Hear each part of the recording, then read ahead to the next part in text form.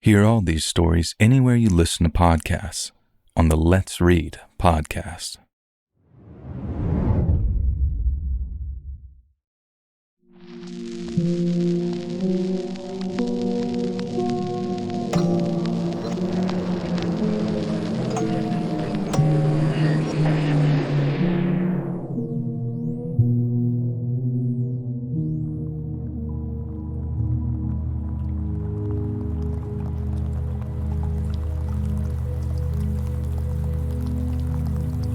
My name is Andrew.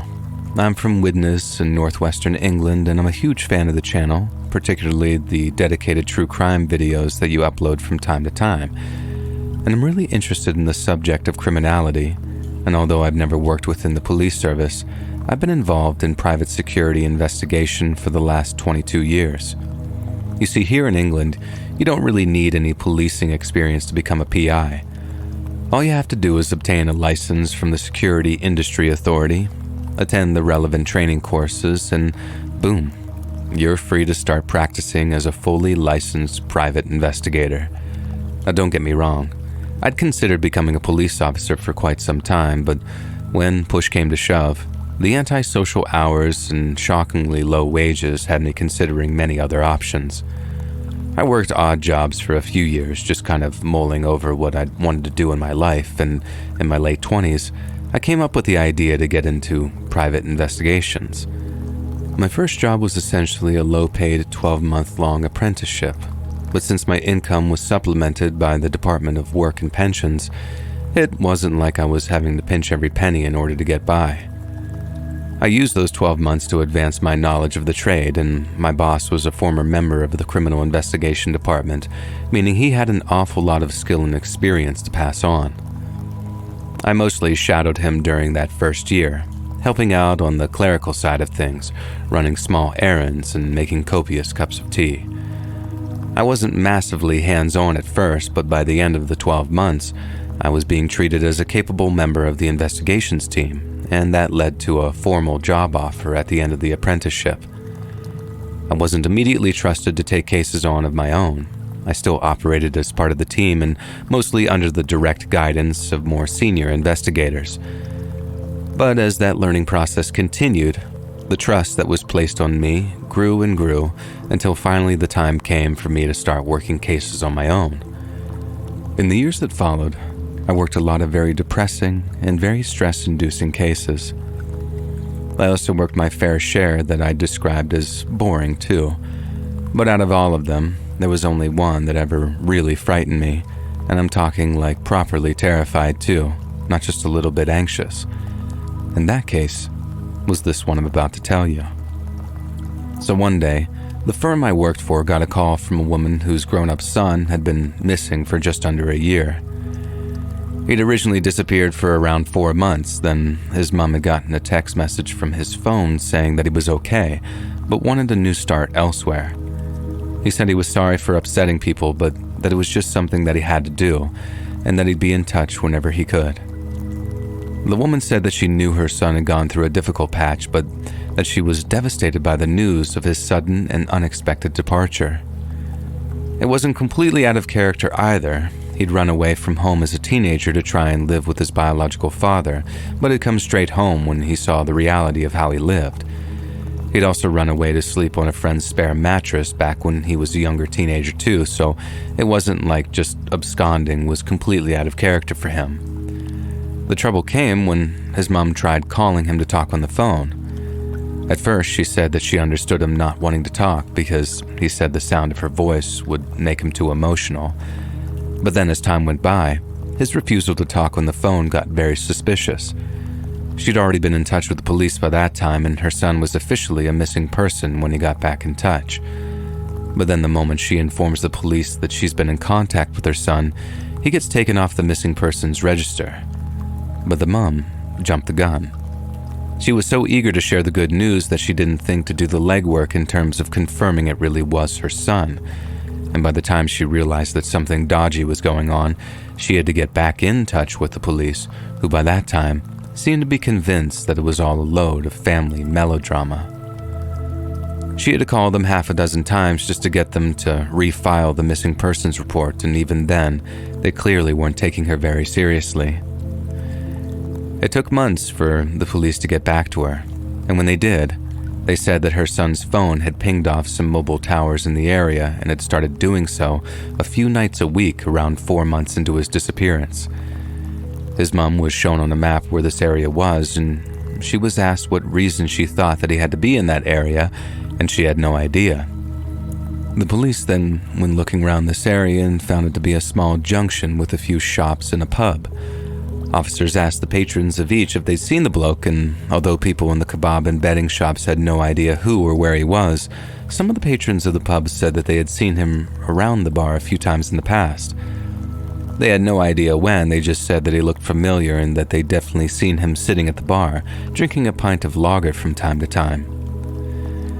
This was good news on the surface, but as the police rightly said, the woman's son wouldn't be taken off the missing persons register until someone had physical, face-to-face contact with him. Getting him on the phone would be ideal, but even so, it didn't exclude the possibility of him being in danger somehow. Modern-day slavery is still very much a thing in cities across the UK, and it might not be as plain and obvious as you might expect. So even if her son assured her that he was okay, the police told the mom to keep on texting and trying to call him until her son gave up his location. And in the meantime, officers from their missing persons team would keep looking for him, but more and more time went by and they didn't seem to have any results. In the end, the woman was told that although her son's case would obviously remain open, with his picture and profile on their website, the police would be diverting resources away from the search for her son. They weren't abandoning the case, not by any stretch of the imagination, but the fact was that there were more urgent cases that needed their immediate attention. One of the missing persons team would revisit the case from time to time, but apart from that, there was only so much they could do. And that's where I entered the situation, when my boss assigned me the job of tracking down this woman's son. Since the last place he seemed to have been sighted was the pub the police had mentioned, I thought I'd better start there so I could chat with some of the patrons. I'm not quite sure what I was expecting, to be honest. All I knew was that it was a pub. But let me tell you, there are family pubs, old man pubs, and then there are pubs like the one I had to visit when I was working this case, and they are not the kind of place you'd take your kids for Sunday lunch. I've been to a fair few dodgy pubs in my time, but this one took the biscuit.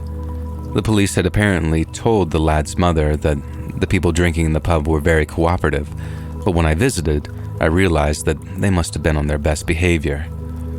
First of all, the second I turned into the little courtyard, this group of 4 lads who were standing outside smoking stopped talking, turned to look at me, and then studied me silently and carefully as I passed them. I gave them a quick, "All right, lads," but they didn't return the greeting. They just kept on eyeing me up intimidatingly as I pulled the pub's door open and walked inside. There was almost a repeat performance as I walked up to the bar. Not exactly a record scratch moment where everyone turned around to look at me, but I felt enough eyes to feel a smidge of stage fright as I walked up to the bar and ordered a lemonade. The first thing the barmaid asked me was, "Are you a copper?" And in all fairness, I not only ordered like one, but I looked like one too since I was dressed in my work suit. I told her no, that I wasn't a cop, but that I was there to ask a few questions if she had the time to talk. She didn't look best pleased at this answer, but said that she'd help as best she could, if she could. I showed her the picture of the lad that I was looking for, and after studying it for a second or two, she told me that yes, she recognized him, but she hadn't seen him in a few months. However, she added that she wasn't the only barmaid who worked there, and that the others might have seen him more recently than she. And after that, I started making my way around the pub, talking to individuals or groups and not having much joy at all. Most said that they had no idea who the lad was. Others said he looked familiar, but they couldn't remember when he'd been in or what his name was. I thanked everyone for their time, even the ones who told me to F off or decided to take the piss, and then eventually, I got around to this big table of 5 blokes, and thankfully, they actually seemed keen to help. They all looked to be in their 40s and 50s, the kind of salt-of-the-earth working-class blokes that you'd expect to see in any kind of pub. Only there was something different about this group. This was around 6 in the morning when I popped in, and almost everyone else in the pub was either wearing their dirty work uniforms, think builders or painters, or very casual tracksuits or training gear, which tends to be the uniform of the northern working class. But then these blokes sat around the larger table were almost all wearing luxury designer clothing. Stone Island, Barbour, Moncler, and Saint Laurent. They were all wearing stuff like that, and how do I put this? Suspiciously expensive in light of where they were drinking. It wasn't exactly in your face either, and the untrained or unfashionable eye might not have picked it up. But I did, and it immediately captured my interest. I didn't say anything about their clothing, I just showed them the picture of the lad that was missing and asked if they'd seen him or knew him. And they knew him all right, but only by reputation. One of the blokes said something to the effect of, "Look, mate, I don't want to grass this kid up, but he was on all kinds of drugs, and he was always getting himself into trouble. If he disappeared, he probably owes someone money, and that person is probably a drug dealer. You find the dealer, and you find the lad. That's the way I see it anyway." And the rest of the blokes seemed to agree with this, although they didn't talk nearly as much as the shorter bloke in the Stone Island jumper and the salt and pepper hair, whose mates seemed content to let him talk for them. I then asked if the missing lad had been into the pub in the past few weeks, and they said no. But I followed up by asking if anyone had seen him in the pub on the exact date, one which his mobile carrier had confirmed that he was in the area on. And they said no again. They hadn't seen him on that date, and they'd remember because it was on a Saturday and they'd been in the pub all day. Once they'd answered my questions, I thanked them, and then I sat down at a free table to finish my drink as I continued to subtly people watch.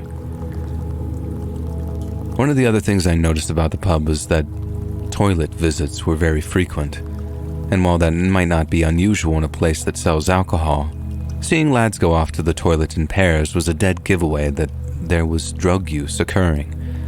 But in contrast to all the people going in and out of the toilets and then walking out looking like they'd just sucked the juice out of a car battery, the group of 5 well-dressed older blokes didn't move. The only time they interacted with anyone was when this rough-looking lad walked up to them, asked them something quietly, then got a series of intense stares from the group before he seemed to apologize and walk away. After I spoke to everyone I could, I sat there at the bar, subtly people watching until I finished my lemonade. And then after that, I walked out of the pub after thanking the barmaid, but on the way out, just as I got into the little smoking area out the front, a woman asked if I had a spare cigarette. I told her I didn't smoke, and then she asked me if I had any spare change. But instead of turning her down, I asked her to take a walk with me so I could get some money out of a cash machine to give her. As we were walking, she asked if I wanted any business. And for those that are unaware, that's a phrase that the ladies of the night use to ask potential Johns if they'd like to buy their services. And this might sound a bit insensitive of me, but the second I heard that, I knew that I was going to be able to get some information out of her. She definitely was a user, and hard drugs too, like heroin and crack, not a bit of puff like the inside of that pub stunk of. And that meant that she'd tell me anything I bloody well asked her if it meant getting enough money for a fix.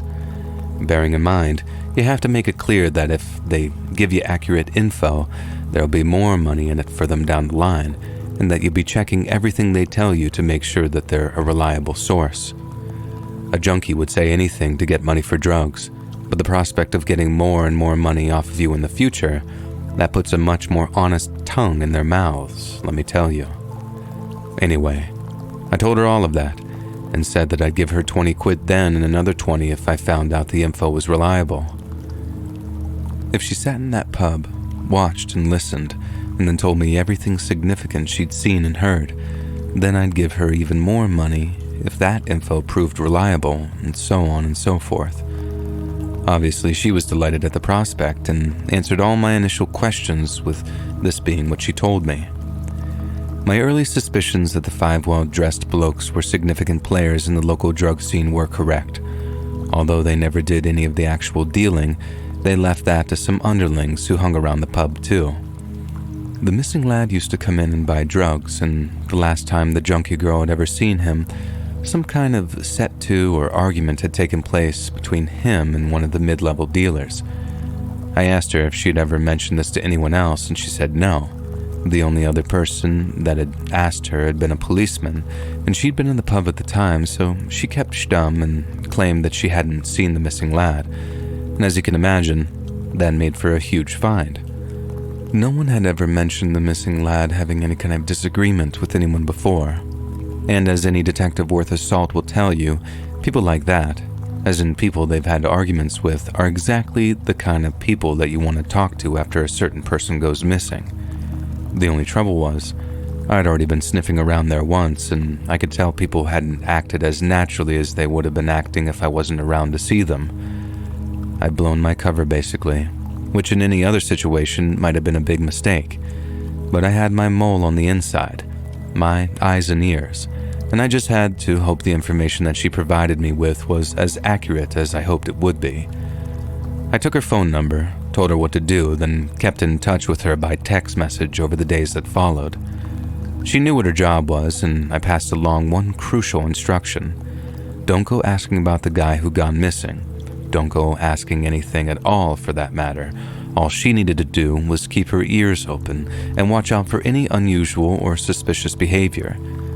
When we parted, I wasn't planning on checking in with her for a couple of days, to hopefully let some info mount up. But just a few hours later, she gave me a call. She told me the well-dressed blokes had been talking about me. They hadn't said a lot, but they had been talking about me. I asked what had been said, and she told me exactly what had happened. In the last half hour before the pub closed for the night, another well-dressed person had popped in and joined the others for a quick pint. My mole was at the bar, sitting side-on as to not draw suspicion, but she was listening into everything they had to say. When the most recent arrival sat down, there was a brief exchange of greetings, and then one of them says in a low voice, "There's a fella been round asking about you-know-who." And the newest arrival asked, "Stick to the story." Then one of the others just nodded, and that was that, and they changed the subject afterwards. I asked if they said anything else the rest of the night, and my mole said no, so as much as I was grateful for the information, it wasn't much of use to me besides confirming my suspicions that they were somehow involved in the missing lad's disappearance. The girl asked for more money, and I said that I'd give her some, but only in a few days, so she had a chance to do some more earwigging. And she agreed, but said that she wanted proper compensation for her time, to which I reluctantly agreed. A few days later, I gave her a call, hoping that she'd have a few more tidbits to give me, but to my deep disappointment, she didn't. She basically told me that she'd been trying her best, had stuck to my rule of not asking questions herself, but she hadn't heard a single thing related to either me or the missing persons case I was investigating. And like I said, I was disappointed, but I told her that if she did manage to hear anything, that she was still welcome to give me a call. But that was not what she wanted to hear. She started to give me this sob story about how she needed money, how she could have been off earning, but had instead been sitting in the pub acting like a spy for me. And she did raise a point.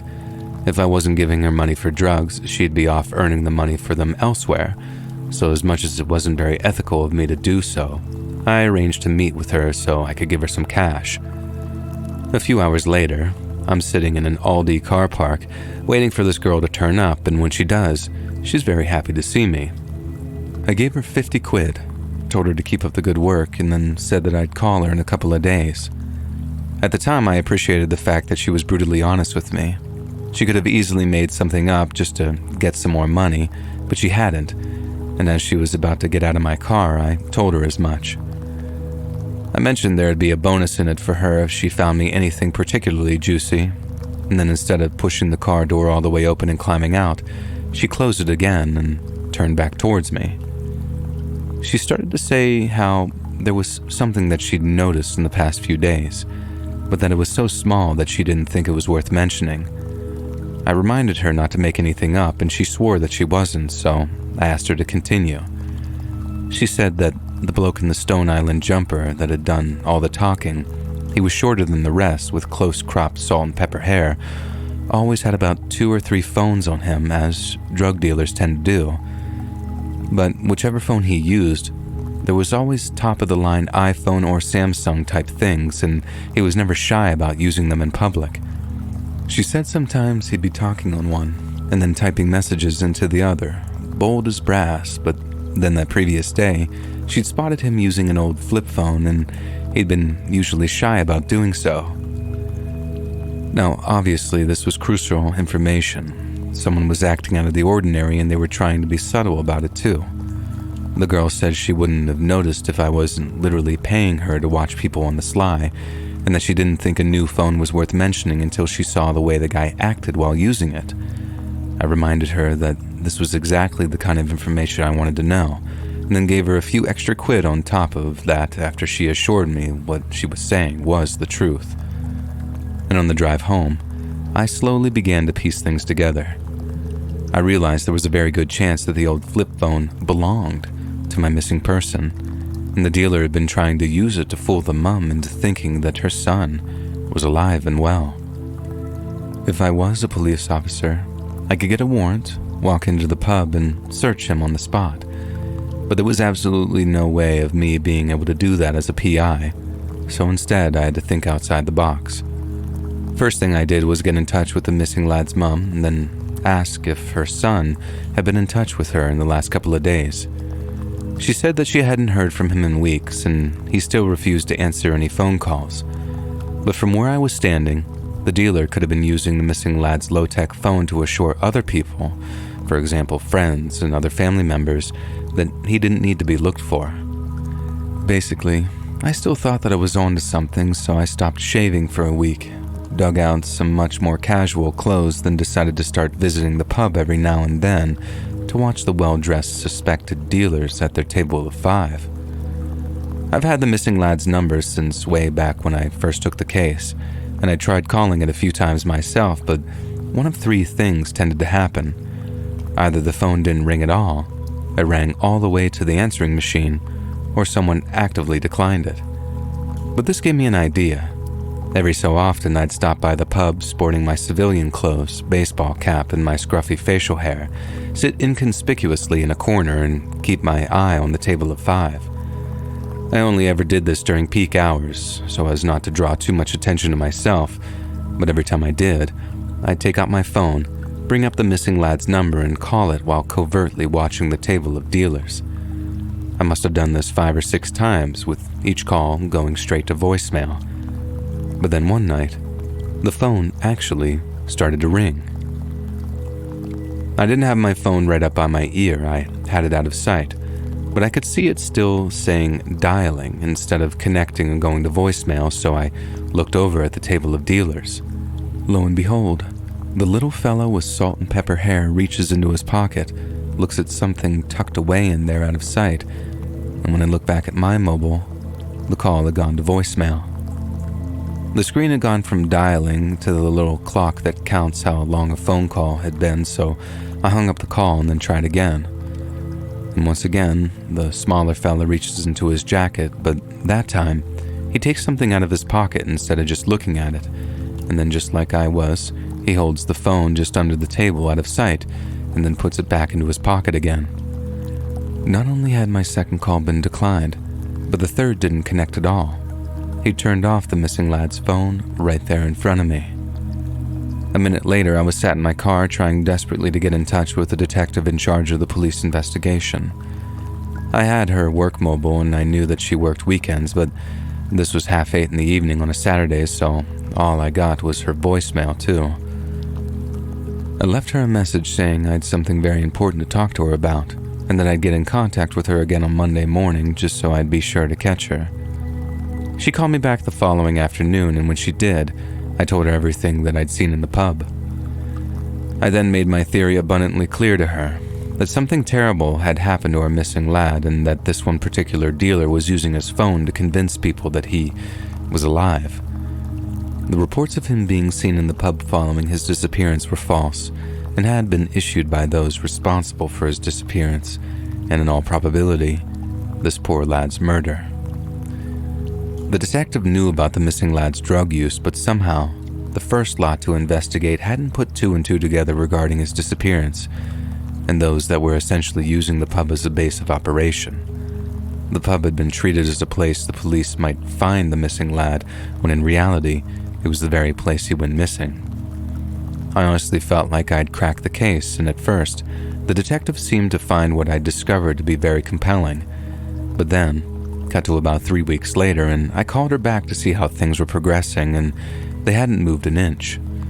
The police weren't prepared to swoop in on a bloke just because he owned an old flip phone, especially when the missing lad might have swapped it for drugs prior to his disappearance. She also told me that if the guy was pretending to be this woman's missing or dead son, that was an extremely cruel thing to do, but there was no law in the land against it. It didn't even constitute harassment, since the guy obviously wasn't making sustained attempts to contact the missing lad's mother, and unless he tried to scam her out of money or something in that vein, there was no chance of doing him for fraud either. The guy was a scumbag, there was no doubt about that. He was profiting from the misery of others, but that didn't put him on the radar of missing persons or CID, not for the time being anyway.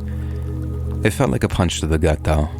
All that work, dismissed like it was some harebrained theory that I just pulled out of my arse. The people involved in this lad's disappearance, whether it was murder, false imprisonment, or just threatening him into vanishing, they were sat right there in that scabby little pub, day after day, and it was a complete injustice. In an ideal world, the police could just turn their homes upside down, find the phone and any other evidence linking them to the lad's disappearance, and then throw the bloody book at them. But sadly, that's not the world we live in. Instead, we live in the world where I had to give a terrified mother my honest assessment, and it was one that left her completely bereft. I didn't tell her that I thought her son was dead, just that I was confident something bad had happened to him and that the well-dressed men in the pub were somehow responsible. She thanked me through tears. Then our time working at her behest came to a close. Of all the cases I've worked, that's the one that stuck with me the most, and I'd like to think it's obvious as to why that is. I was so close, so bloody close to finding out what happened to that guy, and the fact that we just had to stop where we did and walk away hoping the police would do something, it made me so frustrated that at the time I wanted to rip my hair out. It still makes me angry to think about, even all these years later, and I hope that maybe, just maybe, I'll read about it in the paper or hear about it on the news. I know I won't get any credit if the police finally do solve that case, but I'm not asking for any. I just hope that one day, that missing lad's mother gets the answers that she so richly deserves.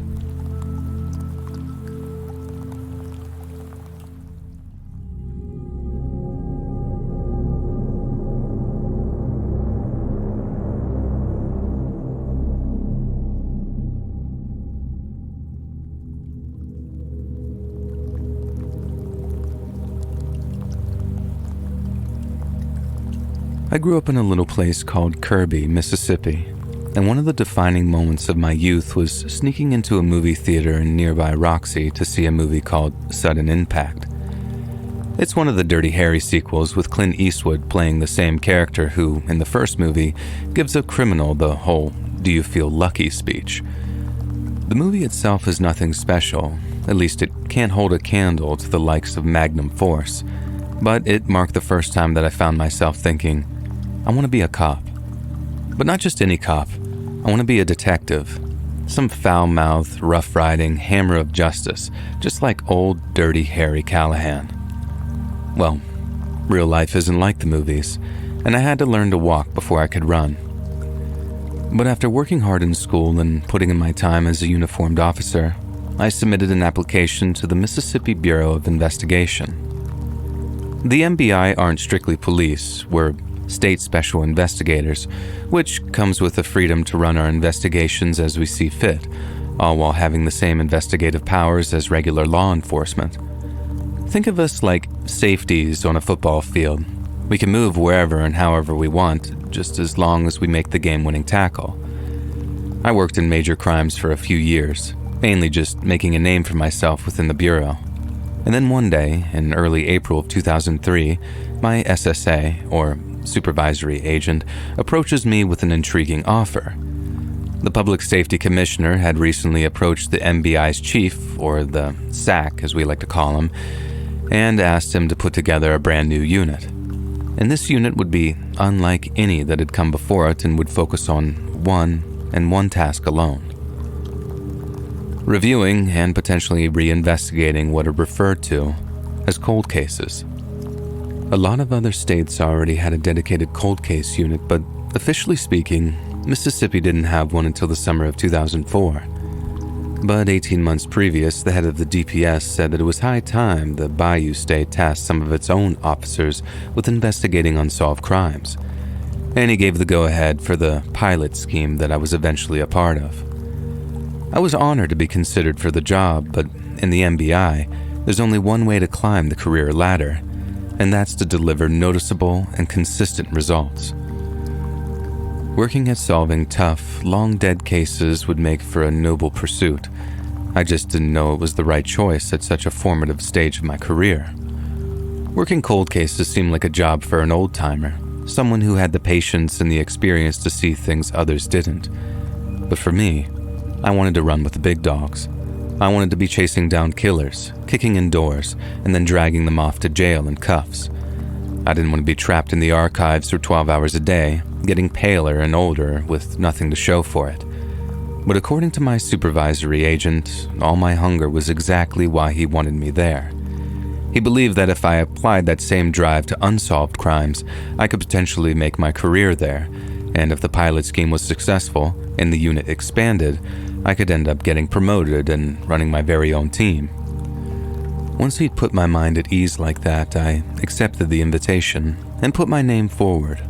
Then just a few weeks later, the Mississippi Bureau of Investigation's first ever cold case unit held its first official meeting in one of the conference rooms of our district headquarters.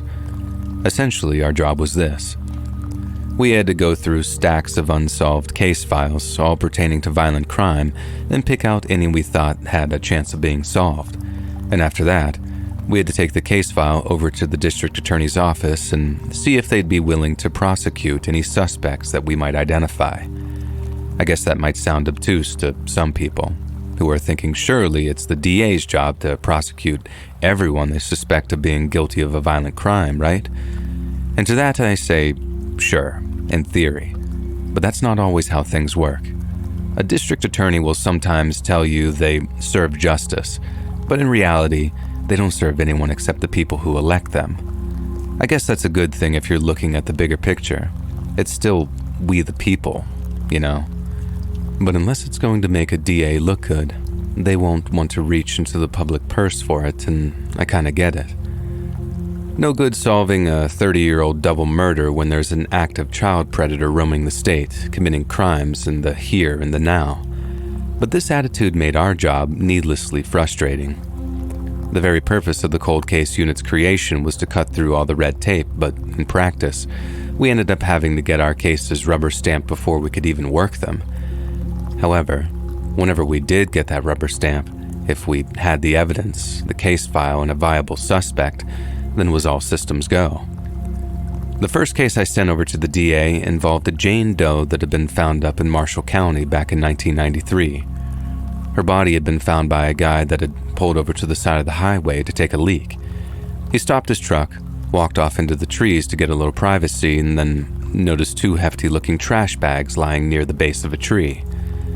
The guy said that he figured some asshole was dumping trash and planning on tossing the bags into the back of his truck so he could dispose of them once he got back into town. But then as he got closer, he started to smell that very sickening but oddly familiar stench. The guy didn't take a step further towards those trash bags. He knew what was in them, because they smelled almost the exact same way as his old pet cat did after his parents pulled its maggot-infested corpse out of the crawl space below his childhood home. The guy drives back home, calls the cops, and tells them that he's got a real bad feeling about the two trash bags that he'd seen. And not long after, a highway patrol officer was taping off the scene in preparation for the arrival of the forensics teams. Jane Doe's body had been dismembered, and then placed into 2 trash bags. Her torso and her arms were in one, her legs in the other, but her head, her hands, and her feet, they were all missing. She was estimated to be anywhere between the ages of 17 to 25 when she was murdered, while abrasions to her knees and lower back suggested that she made a living as a prostitute. There were track marks on her arms and puncture marks around her groin, which suggested a prolonged and habitual use of narcotics. But we had to wait for the toxicology report to find out just how extensive that drug use was. At the time of her death, Jane Doe had high levels of oxycodone and Demerol in her system, but also tested positive for cocaine, methamphetamine, and shockingly high amounts of synthetic psychedelic known as 2CB. During the investigation that followed, 2 of my fellow agents from Major Crimes isolated a trail of boot prints which led from the nearby highway to the disposal site and back again. They didn't belong to the truck driver that had found the trash bags, and they didn't belong to any of the MHP officers that had been the first to arrive at the scene. The boot prints from those size 12 Red Wings constituted one of the only pieces of workable evidence Major Crimes had to work with, but at the time, it was seen as a very important one. Red Wings were the favorite footwear of serial killer George Jones, who was already doing life for the murder of 3 hookers throughout the 80s and early 90s. Then, with Jane Doe's body being found in 1993, the case's original investigators believed that she was one of Jones's victims, and had tried their best to pin it on him at his trial and back in 1998, I think. But after reviewing those case files, I noticed that there were 2 major inconsistencies between the murders in 1992 and 94, and my Jane Doe from the year between. First off, one of the pieces of evidence used to convict George Jones was his truck's tachometer. To put it into layman's terms, these measure how hard an engine is working, and Jones was used to prove that he'd lied regarding diversions from his assigned trucking route. But when it came to the Jane Doe murder, Jones's tachometer matched the route that he claimed to have been driving, one which took him far from Marshall County during the period of Jane Doe's body being believed to have been dumped. There was always the possibility that Jones had swapped his tachometer with someone else's in an attempt to cover his tracks, but if that was the case, why did he get smart for just one of the murders instead of all 4? The second inconsistency involved the method of disposal. Victims from 92 and 94 had been mutilated extensively, but it was a wild, frenzied kind of mutilation, no rhyme or reason to it at all. But in the case of Jane Doe, the removal of her head, hands, and feet hadn't exactly been done with surgical precision, but they marked the only manner in which her body had been desecrated, and the dismemberment had only commenced following her murder. Jones, on the other hand, liked to start cutting his victims up while they were still alive, and unlike Jane Doe, his victims still had their fingers, toes, and teeth. At his trial, the prosecution painted the 93 murder as Jones's attempt to switch up his modus operandi, partly as a way of keeping himself entertained and partly as a way of throwing the cops off his scent. But his defense pointed to the tachometer evidence and made such a strong argument for his innocence that the jury only found Jones guilty on 3 counts of first-degree murder and not the original 4. At that point, the DA was just happy to have gotten a conviction, and although Jane Doe's case was tossed in with the cold ones, it was believed that someone, at some point, would conclusively link her murder to George Jones, and the case could finally be closed. After all, Jones wore a size 12 Red Wing, exactly the same kind that left the boot prints at the scene. It had to be him, right? Same type of victim, same type of location, just a slight variation in the MO. Even if the jury couldn't see it, Major Crimes thought that they had their guy, so although Jane Doe's case file remained officially unsolved, no one felt too bad about tossing it into the cold case files, as the man who most probably killed her was set to rot in prison for the rest of his life. Now, here's where I bent the rules just a little bit. The DA would never have approved my reopening of the case until I had a viable suspect, and I heavily implied that I was going to be the one to finally bridge the investigative gap between Jones and Jane Doe. The only thing was, I didn't think Jones was our guy. Jones was a man of lukewarm IQ, who struggled with meth, prostitutes, and his own guilt, He could hide the meth use from his wife and kids, and he mistakenly thought that he could hide the infidelity too. But in murdering the prostitutes he craved after his week-long meth binges, Jones took all his self-loathing out on those poor girls. He hacked and slashed and stomped on them, and he wanted to make them suffer for tempting him. But the way in which Jane Doe was dismembered, it was almost clinical.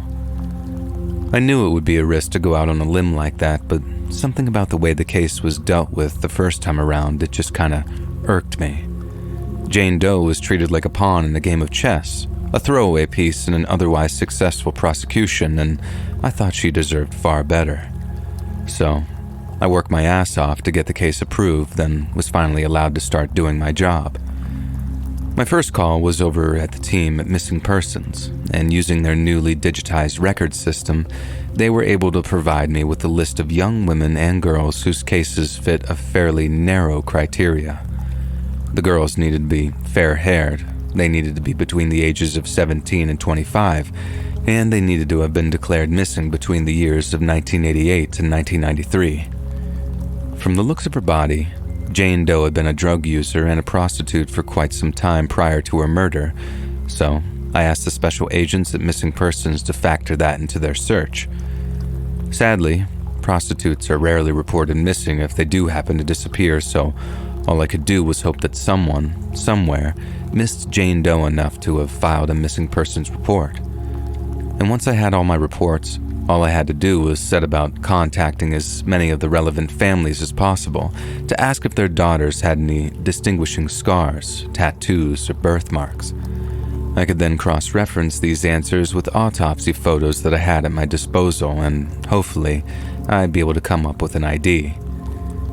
It took days upon days of searching up phone numbers, asking for forwarding addresses and visiting people at home, but eventually, I ended up getting a hold of a mother who'd filed a missing persons report following her stepdaughter's disappearance back in 1991. The stepdaughter had come from her husband's first marriage, but she adored the girl like her own flesh and blood and was devastated when she went missing.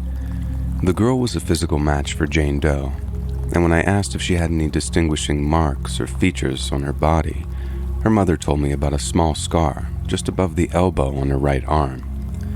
The scar was the result of some childhood misadventure, and when I checked the autopsy photos, there it was. Jane Doe had a tiny scar just above her right elbow.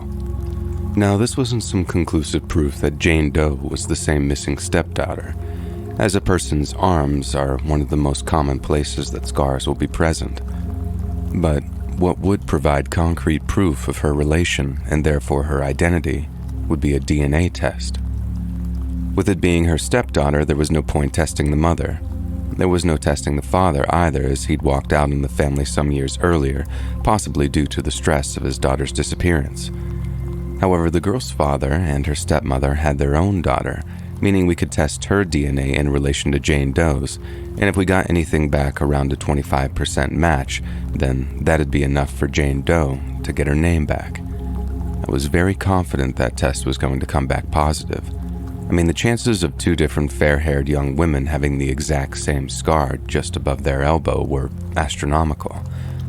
I showed the stepmother a cropping of the autopsy photo too, and she claimed to be 99% sure that the scar above her elbow belonged to her stepdaughter.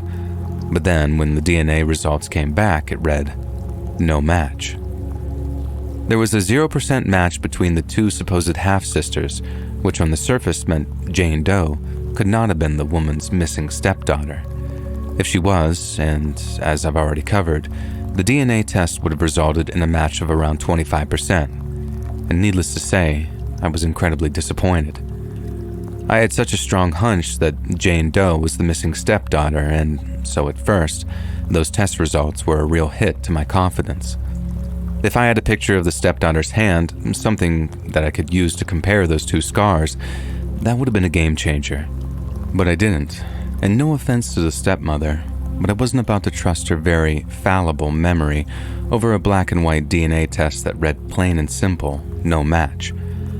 I was forced to consider other options, so I carried on working and contacting the families of missing young women in the state of Mississippi. But every so often, I'd come back to the missing stepdaughter, wondering how in the hell such a sure thing had turned out to be a dud. And that's how, after thinking about it for a long time, I began to ask myself some very out-there questions. Namely, what if there was no match between the two half-sisters because the missing one wasn't actually her father's biological daughter from his first marriage? She was supposed to be from his first marriage, right? And her stepmother was given no reason to doubt what her husband was telling her. But then, what if that was a lie? At that stage, I had no idea why the father might lie about something like that, but there was at least one innocent explanation for it, in that our missing girl might have been adopted at an early age. Perhaps her adopted father didn't want her to know this, so he decided to keep it a secret until a more appropriate time. After all, he and his new partner chose to have a child together pretty quickly, and knowledge of their adoptive background might add strain to an already stressful situation. But then, what if there was some other reason why the father had lied about his first daughter's origins, one that wasn't nearly so wholesome?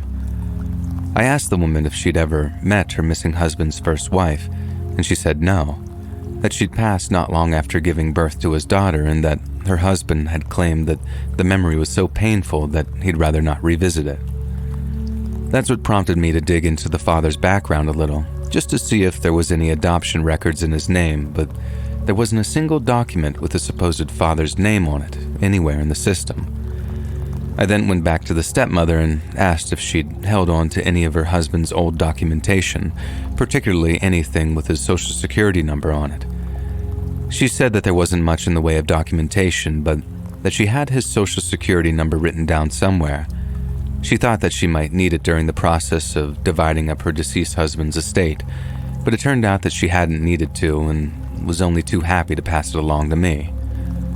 Once I had his social security number, I could run it through state adoption databases, and if it came back with a match of him adopting a girl of Jane Doe's age, then my theory was back on track.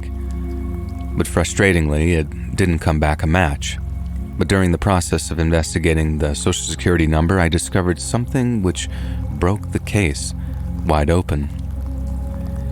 The social security number did not match the name of the missing father, and instead, an entirely different name came back when I ran it through the state's computer system. I knew I was onto something the moment a different name came back, but this name didn't match any in the state's adoption records either.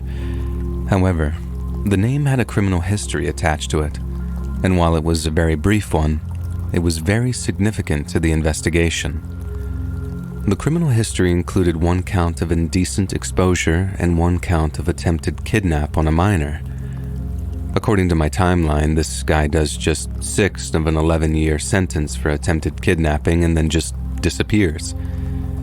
Then, about a year later, a man matching his exact physical description shows up on the other side of the country with a little girl telling everyone it's his biological daughter. I made sure to get a look at some photos of the missing father too, and he was an exact match for the mugshots of our pederast. I spoke to the stepmother extensively regarding the manner in which her stepdaughter disappeared, and she told me it wasn't an overnight thing.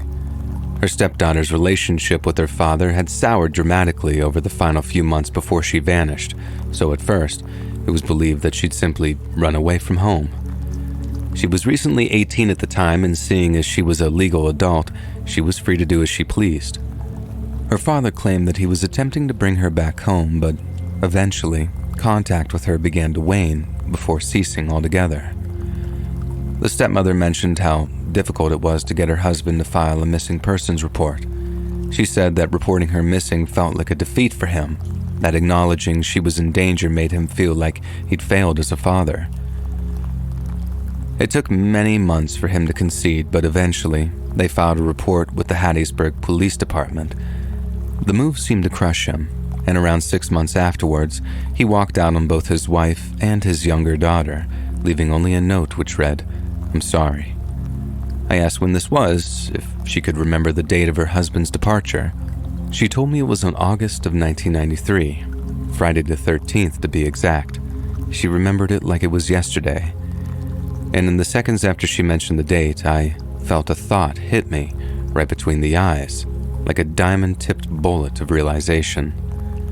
Jane Doe's body was found on Saturday, August 14th, 1993, the very next day after this woman's husband had mysteriously departed.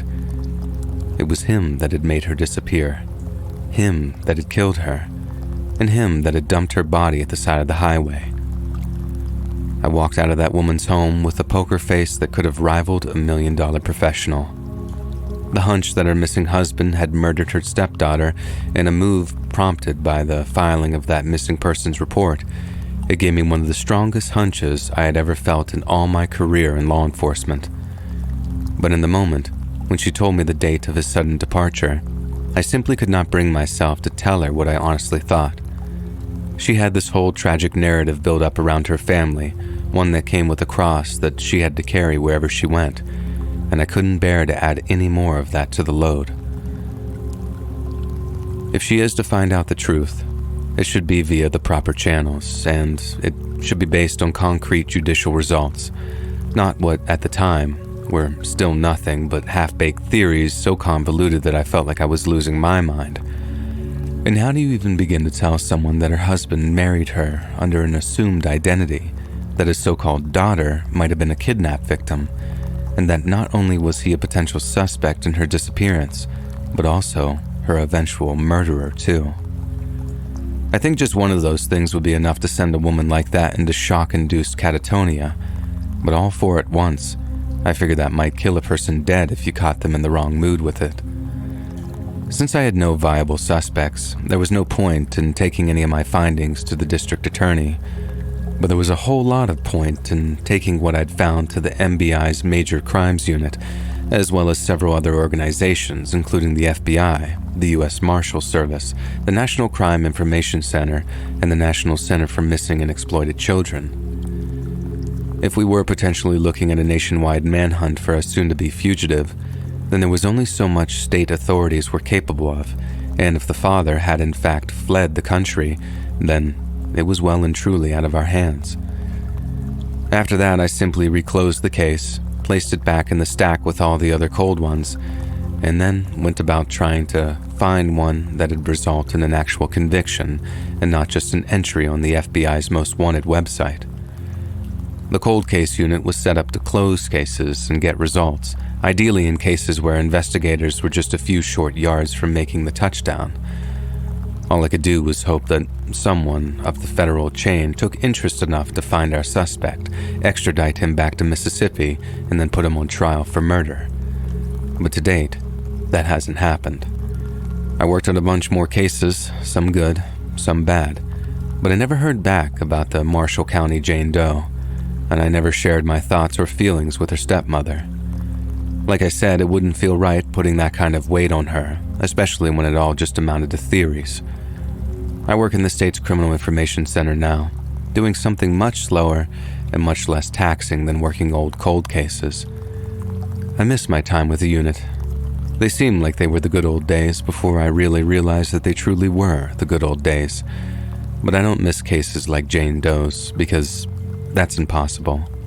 To miss something, you have to leave it behind. It has to disappear or change in some way. But Jane Doe's life, her death, her story, they'll always be with me. I've accepted that now. And as much as I'd like to see her killer brought to justice before I go back to God, I've also accepted that for some folks, justice is a luxury they'll simply never get to enjoy.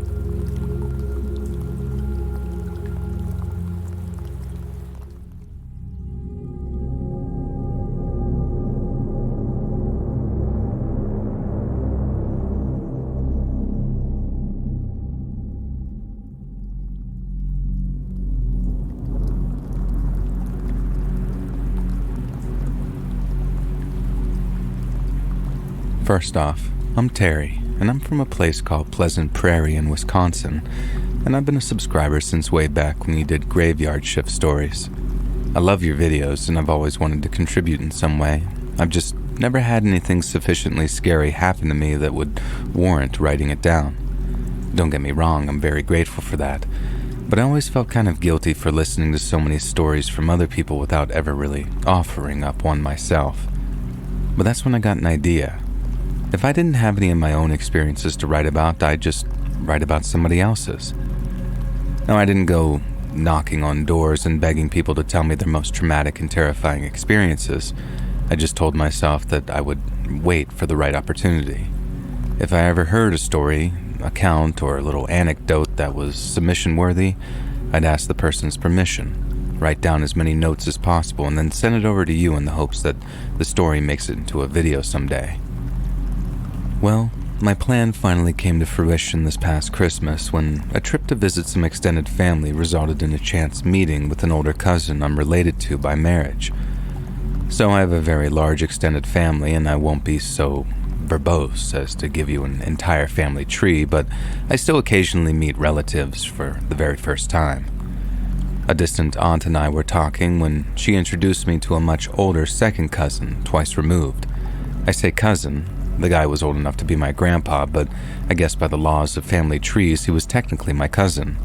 But for the sake of simplicity and my own personal sanity, I'll just call him my uncle. I said hi, and then as I was making my introductions, my aunt had this light bulb moment and told my uncle that I was interested in serial killers and the like.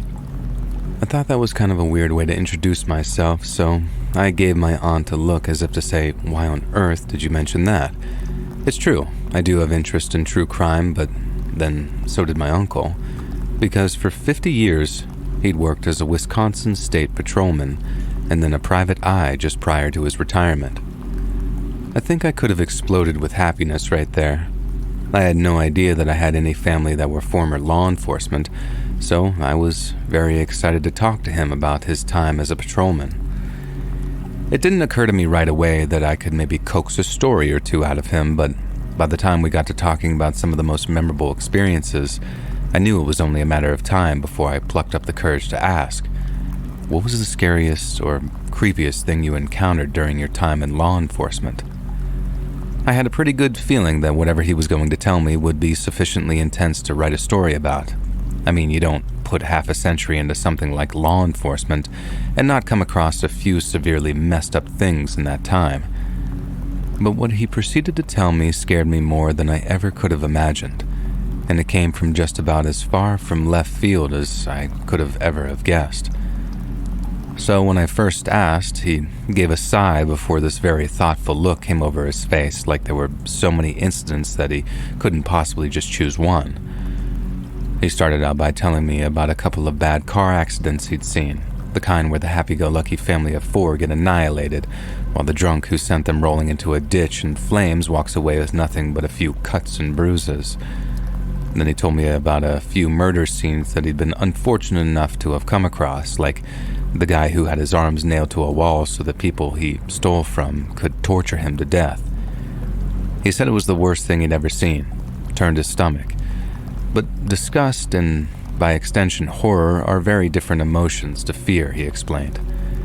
My uncle said that when he was a state patrolman, there wasn't much that scared him.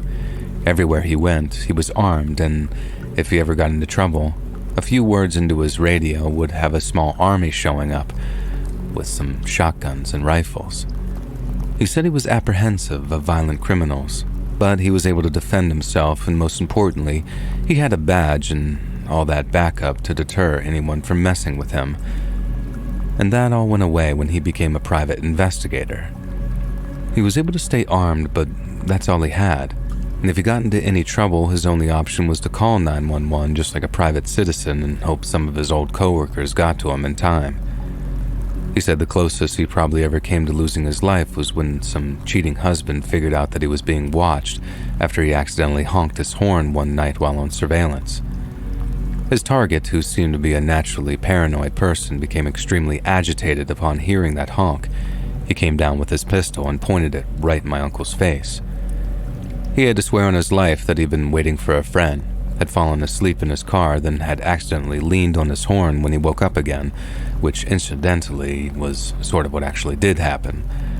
I guess the truth of it showed in his face because, following a moment of clarity, the man lowered his gun and told my uncle to make himself scarce before he woke up the whole neighborhood. He was quite certain that if the unfaithful husband had suspected him of being some kind of private eye, he'd have been shot right there and then. People who believe they're being stalked can become very volatile, and I believe they'd been poking that particular bear for weeks before the pistol-pointing incident. But still, that wasn't the incident that had scared my uncle the most. What scared him more than anything was something that happened when he was working as a private investigator.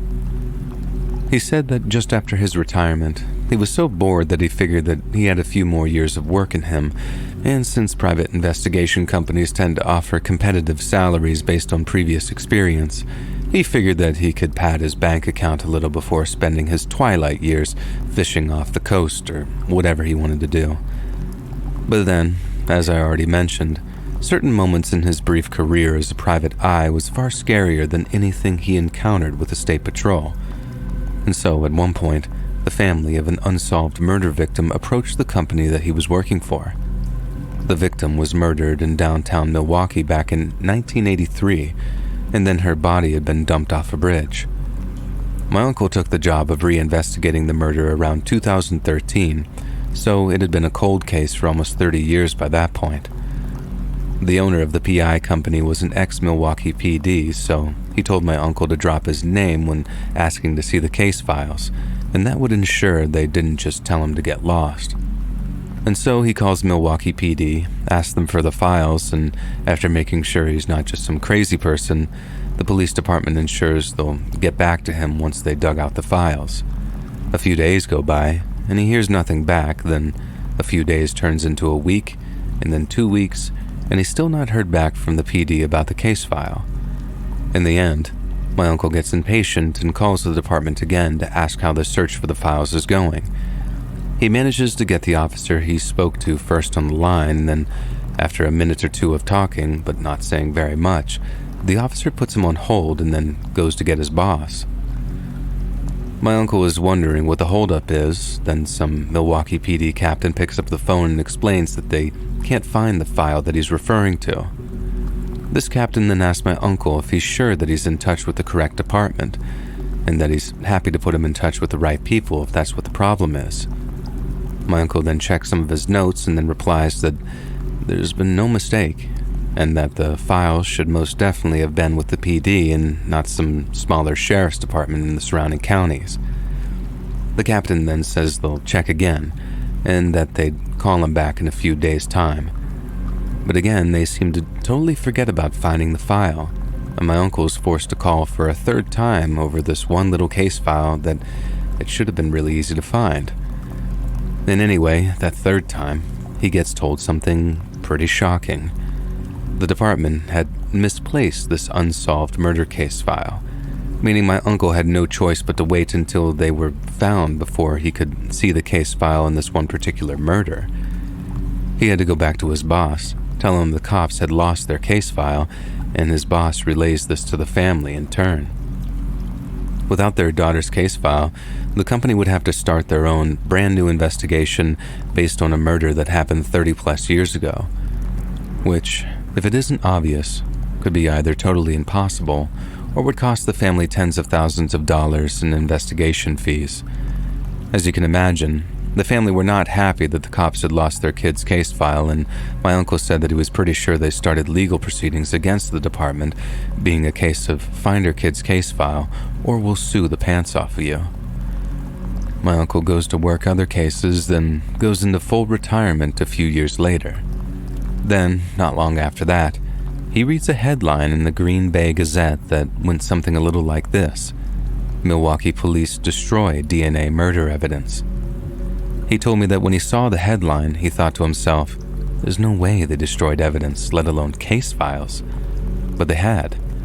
Sometime in the 90s, someone up the chain of command in the Milwaukee PD got the bright idea to destroy around 50 evidence files because they needed more room for storage. And here's a link to an article I found to save you some time, and I'll pull some of the relevant quotes so you can see what I mean about their excuse being lack of storage. So basically, sometime in the mid-1990s, the Milwaukee PD ran out of space to store evidence files, so they had to schedule a bunch for destruction. But then the only files that should have been marked for destruction were files from solved cases, not unsolved ones. But then somehow a bunch of unsolved murder files got in there and were destroyed on accident. And what's worse, they had no idea which files had been destroyed or how many boxes. Since the scandal broke in mid-2018, everyone responsible for the destruction of the evidence had long since retired, but the Milwaukee PD were in touch with all the families of the affected victims to offer their apologies. But then, this is where things start to get really shady. First off, their excuse for destroying files was that there was no more space, but then a bunch of those cardboard storage boxes cost just a few dollars, so why did they need to destroy files in the first place? The Milwaukee PD didn't even bother to tell anyone that they were doing it either, and when they gave that excuse of them not having enough room, one guy said that he was flabbergasted by it, and that it was something that always bothered him. And it bothered my uncle too, when he first heard about it, I mean. He'd had law enforcement experience, remember? And he knew that every department destroyed old evidence files.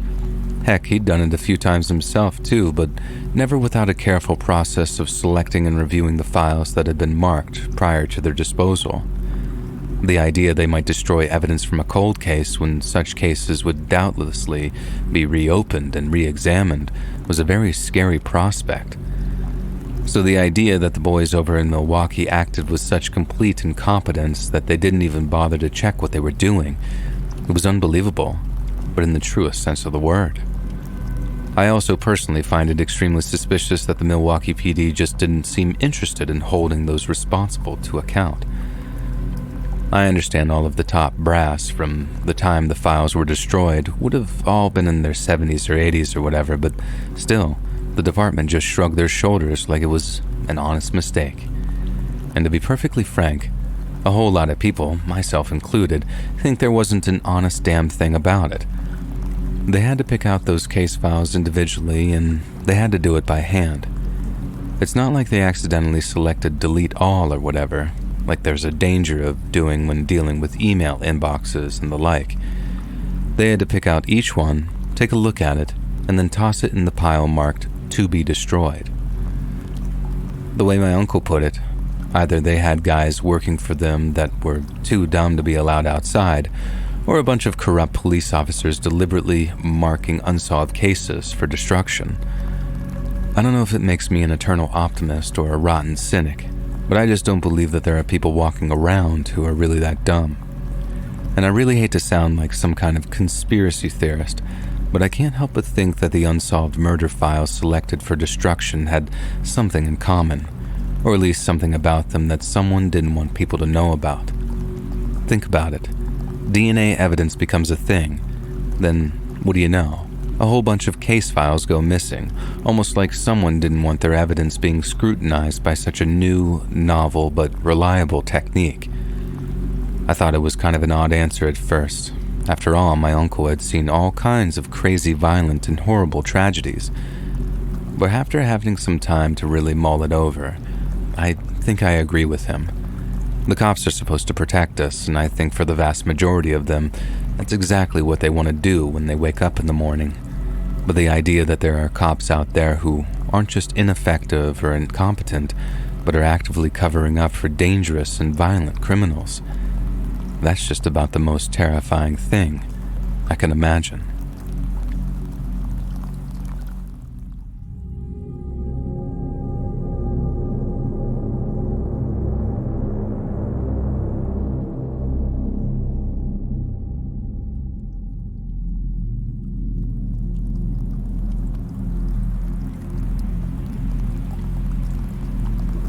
Back during the summer between my sophomore and junior year in college, my study buddy and I, turned best friend for life, decided that we'd like to hike the Vermont section of the Appalachian Trail. It started off great. We'd hiked together a few times before, so we knew that we could tough out the rougher portions of the trail together. So by day 3, we were still in high spirits, and we were still looking forward to our final 2 days hike. But then, during the early afternoon of that first day, we saw something that made us cut our trip short by 2 whole days. We were walking along, praying to the trail gods to keep the rain away, when my friend suddenly stopped and pointed towards something in the trees off trail. It looked like a bright red piece of cloth of some kind, Barely visible, but there it was, hanging from a tree branch about 20 to 30 yards off the trail. The both of us said something like, "Who the hell does that?" As in, who the hell just tosses their dirty clothes over a branch instead of carrying them home again, because that's honestly what we figured had happened. And so off we went, marching off in the direction of this random shirt, figuring that we could take it down and toss it in the trash once we got back to civilization. But the more visible the red cloth gets, the more we realize that it's not just been thrown there randomly. It's a marker for what lay underneath. Right there in the dirt, beneath what turned out to be a red shirt, were what looked like 2 empty graves. My friend and I just about freaked the heck out, mainly because there were 2 graves and 2 of us. We didn't bother grabbing the shirt. We just moved as quickly as we could down the rest of the Glastonbury section of the trail, and then turned down the road towards Bennington so we could report what we'd seen to the police. Some people have asked me why we just didn't call 911 from there on the trail, but honestly, there's not much that would have been achieved. Even if I had been able to get a connection, the most important thing to us in the moment was putting enough distance between us and those graves as possible. I get that we could have relayed our last position or something on the off chance that we were attacked by someone, but if that actually happened, we'd have been just as screwed, and calling 911 wouldn't have made a damn bit of difference if we needed to sprint down some section of trail away from some homicidal maniac. After we got to the nearest town, we found a phone and then called 911 to get connected with the local cops. I told them everything, and the cop I spoke to took the whole thing very seriously and then thanked me for calling it in. He also gave me his personal contact number in case I wanted to check in and see how things were progressing. I thought that was a very polite thing of him to do, trying to give me a little peace of mind and make me feel like I was being taken care of. But then it came to decide if we wanted to actually continue the rest of our hike, and at first, we were at an impasse. My best friend was adamant that we could just skip ahead of the trail a little and maybe catch a ride into the next town over, then hop back onto the trail for the rest of our journey. I wanted to. I really did, and I wasn't using those graves as an excuse to cut the trip short, but I couldn't go walking back up into those hills in good conscience, knowing something that dark was going on in the area. The way I saw it, and this is what I said to my friend, those might not be the only 2 graves set up. There might be others all along this section of the trail, and someone just waits by them, waiting for either 1 or 2 hikers that he can murder and bury in less than an hour. And we agreed to stay in a motel that night, then we'd call the sheriff again the next day. If some innocent explanation had been found for the graves, then we'd move on as planned, but if not, then I couldn't continue. I just couldn't. The next day, what do you know, the sheriff hasn't even gotten around to checking the graves out, but he assures me that he'll get around to it that same day. I thanked him, in as polite a manner as I could say, but the lack of action on his part just marked the end of our trip. My friend was pretty angry at the time because our hike along the Tennessee section of the Appalachian Trail was something she'd been looking forward to for a hell of a long time. But as I explained to her on the ride back home, over and over again, it was something that I'd been looking forward to as well. I didn't just throw in the towel because I heard a few spooky nighttime noises and wanted an actual shower. I quit because I was scared for my life. Having someone hang a few Blair Witch stick figures in the trees along the trail is one thing, an obvious prank or just a tribute to an objectively awesome movie. But 2 graves, marked out by a bright red shirt like that, someone put way too much time and effort into them for it to just be a prank. Or at least, it's not something I'm willing to bet my life on.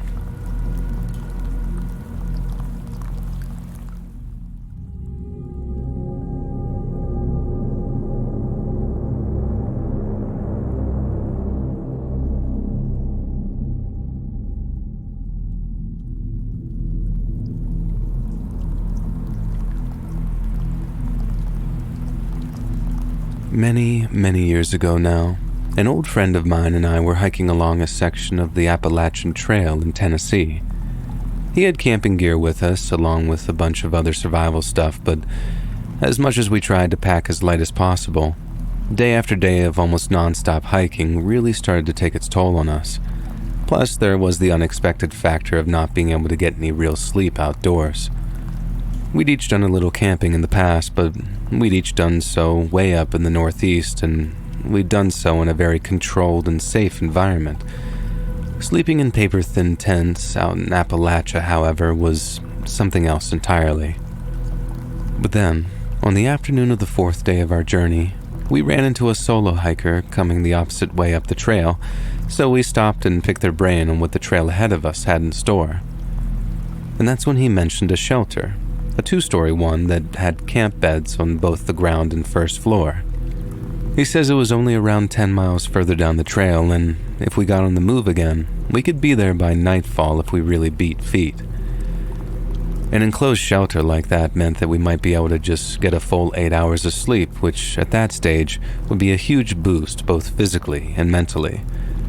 So after thanking the guy 1,000 times over, we got back on the trail immediately. Maybe 3 to 4 hours later, the shelter comes into view, and although it wasn't quite what we'd been expecting, it certainly beat setting up camp all over again. The wooden cabin-looking thing wasn't completely closed off, but it had these 2 raised sleeping platforms, one taller and one shorter. I guess that's what the guy meant by 2-story. We pictured a small cottage or something with a door and maybe a fireplace. But beggars most certainly can't be choosers, so we claimed one of the sleeping platforms by tossing our bags up onto it before unpacking our food supplies to make ourselves some dinner. Maybe an hour or 2 after we'd eaten, my friend and I are just chilling near the shelter when we suddenly see 2 other hikers making their way down the trail towards us. It was a guy and girl, and I figured they might have been a couple as we greeted them. They asked if both sleeping platforms had been claimed, and when we said no, the guy half of the couple asked if they could use it. We said sure, and that we'd try and be good bunkmates so we could all get some well-deserved rest without worrying about stuff crawling or slithering into our tents. Now, don't get it twisted, we each knew that we could seal our tents up and keep out the bugs, snakes, and bigger creatures. But just try sleeping in an airless piece of plastic during early Tennessee summers. You find you've created less of a sleeping space and more of a sauna. But anyway, we were very happy to find ourselves some shelter, but the couple, who did turn out to be a couple, were anything but. They got to bickering almost as soon as they put their gear down, meaning the vibe went from, oh cool, we got some company, to, well, this is awkward, faster than you can say trouble in paradise. They didn't have a stand-up fight or anything, but we could hear them whisper arguing up on the sleeping platform for a little while, and then they'd quit, but then start up again minutes later. The biggest break in the tension was when my buddy says something like, "Jesus, just break it up already," under his breath. I started laughing, and then the lady half of the couple confronted us asking, "What's so funny? What's so funny, huh?" We denied everything, insisted that we're laughing at something else, and the girl's boyfriend or fiancé or whatever, he has to basically pull her away from us while explaining that we weren't laughing at them. I mean, we were, but there was no point turning a 2-person argument into a 4-person argument, and the atmosphere was bad enough as it was. So, like I said, the couple next to us are arguing on and off, pretty much all night, but they managed to cool it long enough for everyone to get some sleep. But then at some point in the middle of the night, my buddy and I wake up to the sound of them arguing again, only this time, it's quite a bit louder than it had been before. I couldn't make out exactly what they were arguing over, I just heard the odd word or two, like the girl hissing something like, "You never listen to me," or the guy saying something like, "It's too far, Sarah, we won't make it in time." And they kept at it like that, getting louder and louder. And then right when we were on the verge of telling them to keep it down so we could get some sleep, the girl raises her voice all the way up to like a low yell and says to the guy, "Oh yeah? Well, maybe that's exactly what I'll do." This is then followed by the sound of someone moving around on the sleeping platform next to and below us. The guy starts saying something like, "Don't do this," and then says the girl's name, but I don't want to repeat that here. I'd rather not drop the guy's name either, because in this context it feels like a little too much info to go throwing around online.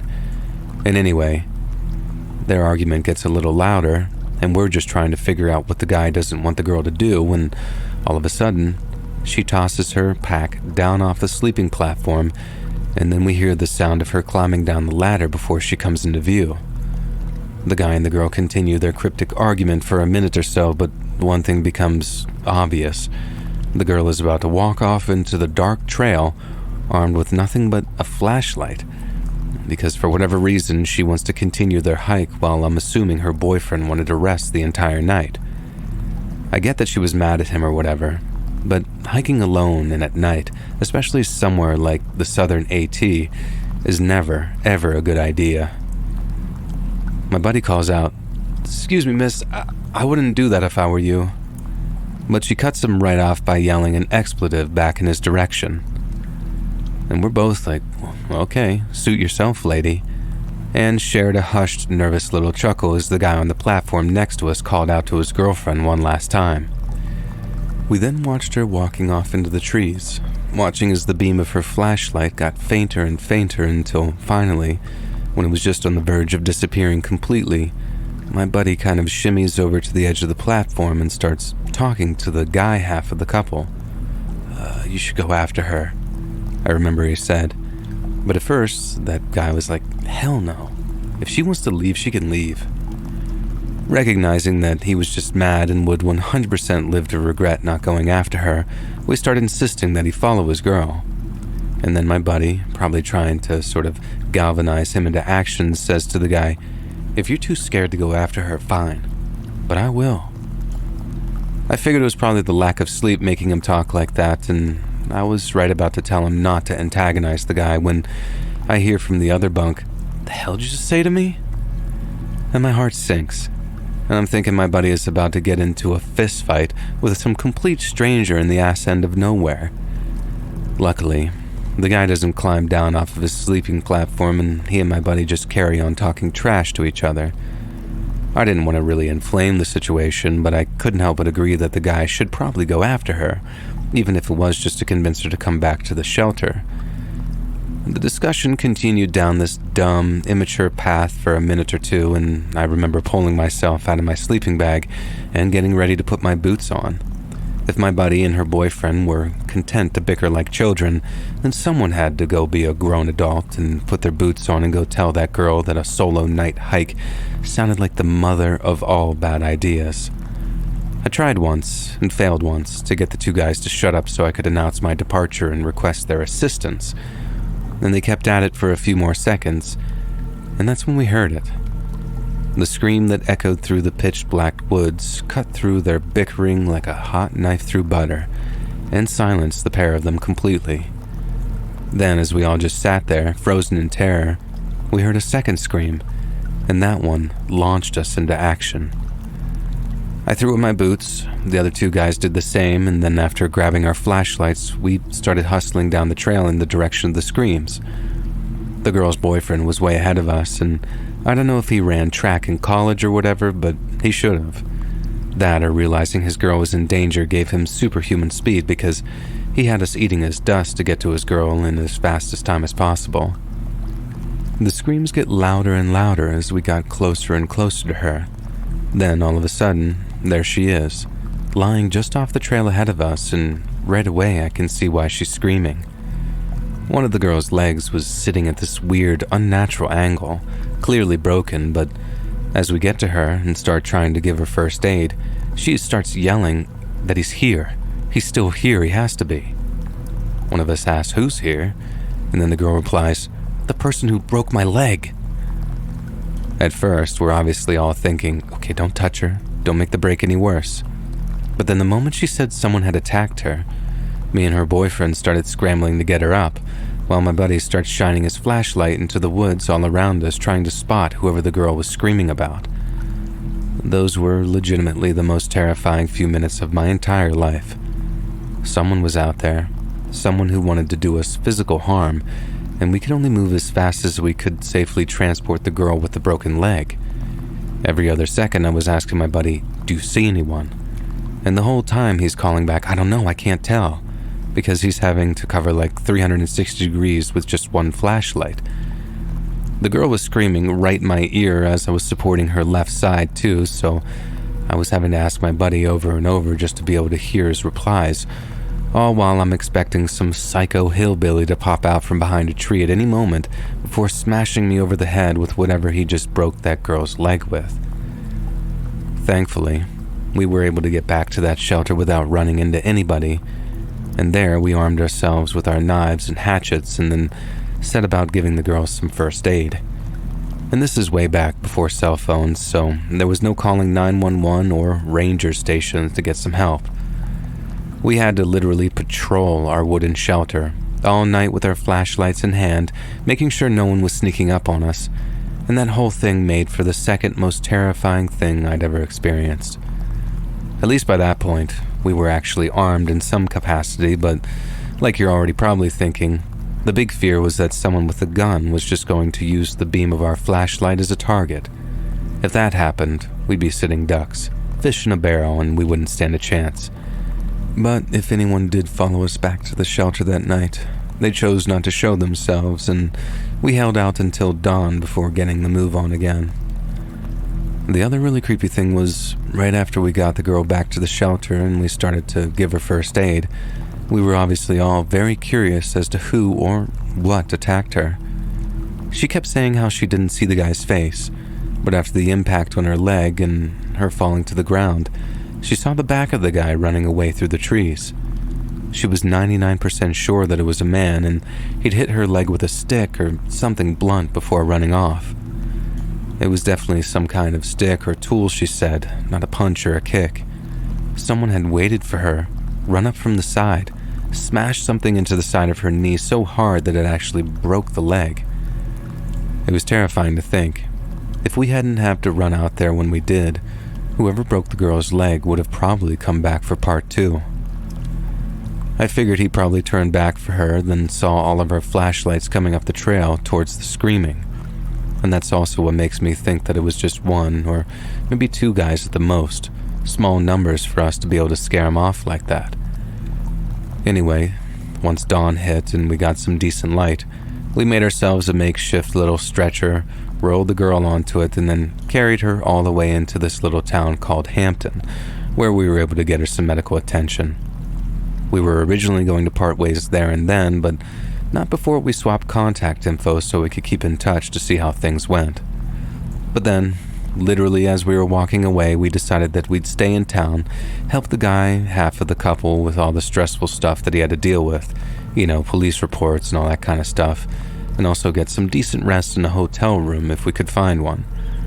And we also realized it would be very stupid to just walk back up onto the same trail as the attack had just taken place on, and to do so on no sleep would just be insanity. And the rest of the story is kind of boring, so I'll keep it short.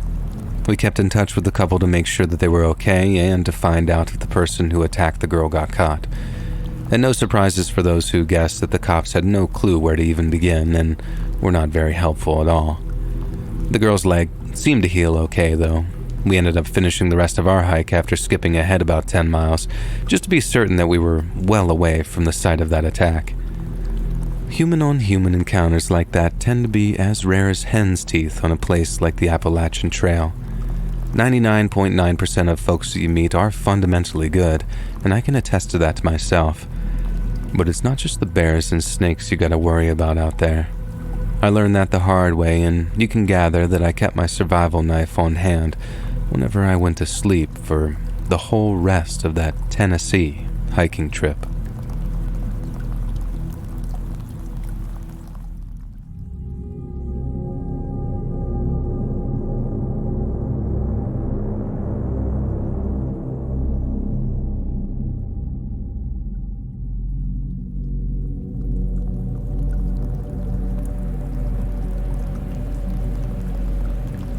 After a year of college, I decided that that world wasn't meant for me.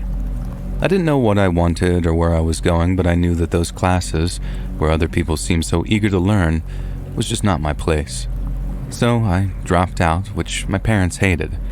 I had to move out of the dorms, but they didn't want me back at home. So my brother Luke offered his basement apartment. He and my sister-in-law, Miriam, had used it for a while as an Airbnb, But he was tired of that service, so he agreed to let me stay for a third of its rent value, which I would start paying as soon as I found a job. I was so grateful, but what I didn't know was that my sister-in-law wasn't totally happy about it. Miriam was a kind of different person. And let me explain further. I'm pretty fat. There's really no other way to put it. I've tried a million different diets and I simply just couldn't hack it. A lot of people in my family are pretty overweight, so I know that plays a factor, but I also just love food. I can't deny it. I don't know how people just eat for sustenance when good food can be so amazing. Now don't get me wrong, I actually do exercise a decent amount. I watch Zumba videos online and dance as much as I can. It's just I probably eat too much, and yeah, snacks are a weakness for me. And Miriam is the complete opposite. She's basically a model from the early 2000s era. You know, I can't comment a lot as I know I'm not healthy, but I know she barely eats to survive. I always felt bad for my future nieces and nephews because she was definitely going to be an almond mom. Now, all that wouldn't be a problem. Fat people and skinny people exist together in the world and they seem to do fine, to each their own, right? Well, no. Miriam has detested me from the moment we met. She has been civil, but you know when someone just doesn't like you? Several slips in her attitude have told me that. Like at my brother's wedding, when she wanted pictures of the family and had me placed in the corner.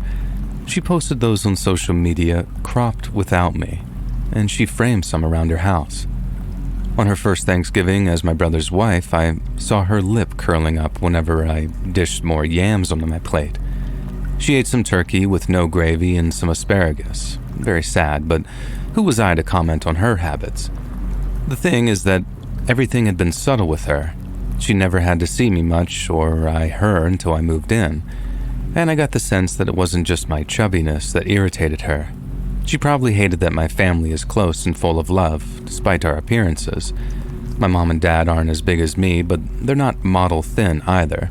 They're strictly average, but my dad showers my mom with so much affection. He calls her beautiful whenever he can and buys her gifts.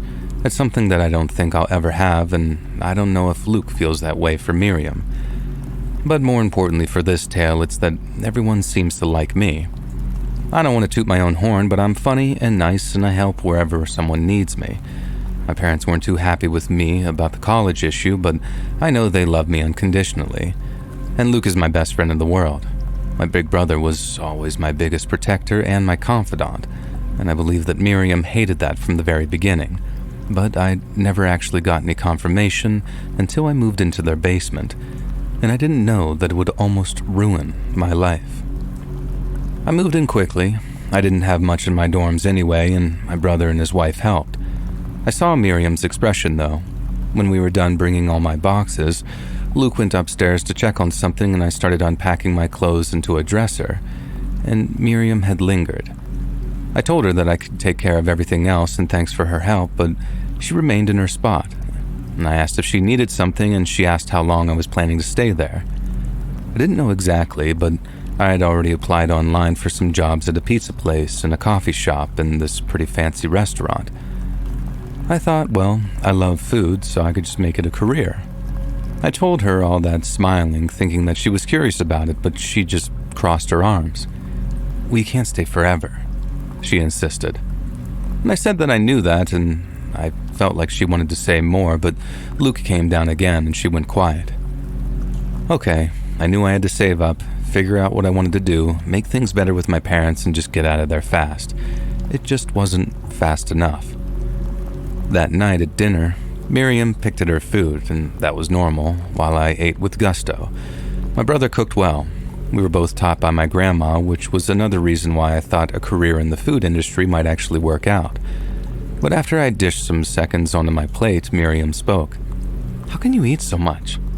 she asked me, and her voice barely controlled the disgust. Luke frowned at that, and I know 100% that he had never heard her say something like that. "I'm fat. I can eat a lot," I replied and laughed, which made Luke laugh too. Miriam didn't find it funny. She said that being obese wasn't something to laugh about. She said all people had to think about their eating choices and how it would affect their lives later. She also added that as a girl, she was taught to be strict and have discipline with food, otherwise she'd have trouble later in life, like she said. Her mother also told her that people would judge her for her looks. It was better to avoid that by always having a nice appearance. I rolled my eyes internally, and maybe I shouldn't have said what I did next, but I couldn't help it. It's okay. I may be fat, but everyone I care about loves me the way I am, and everyone else doesn't really matter, you know? Now, Luke agreed with me, and we pivoted the conversation to some of our childhood memories, and Miriam stayed quiet for the rest of our meal. In the coming days, Miriam was mostly quiet around me. I stayed in the basement and only went up for dinner because Luke insisted. She never commented on my eating again, but I did notice a lock on some cabinets in the kitchen. Well, that was odd. I had my own kitchen and food downstairs, and Miriam didn't care about eating, so I had no idea what that was about. But things seemed to escalate. My car keys went missing one day, and I had to go upstairs to ask if she had seen them. Miriam said she hadn't, which made sense because the basement had its own entrance. I asked her to help me to look, and she said no. She was busy with a magazine. Okay, sure.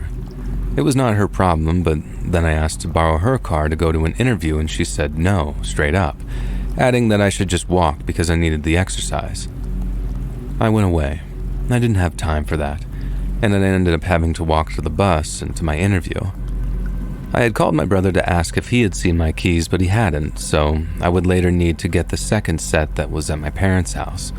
When they bought me the car, it had seemed safer to leave them the spare keys, but maybe that wasn't a great idea.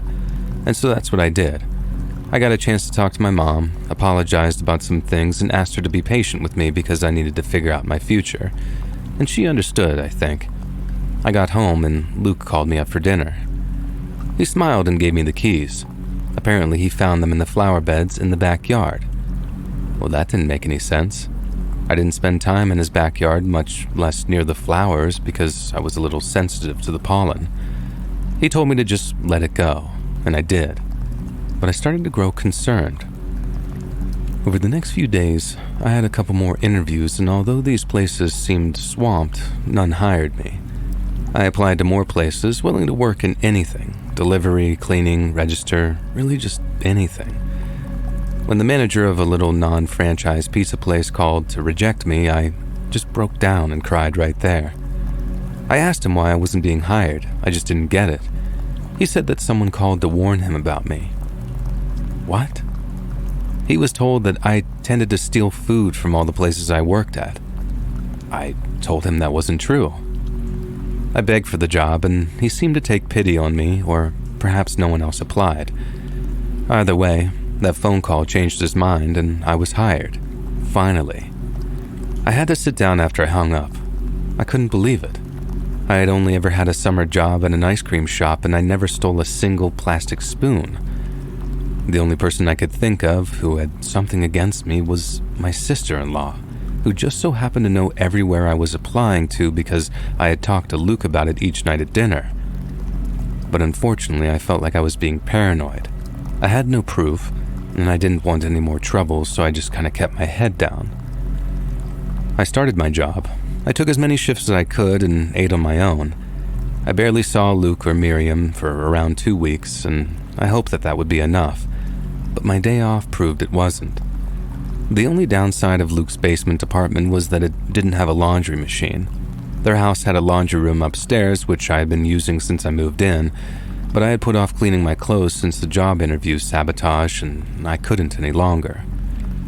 I went upstairs as quietly as possible and started to load. I stayed in there and remained quiet. Anything to avoid her, I thought.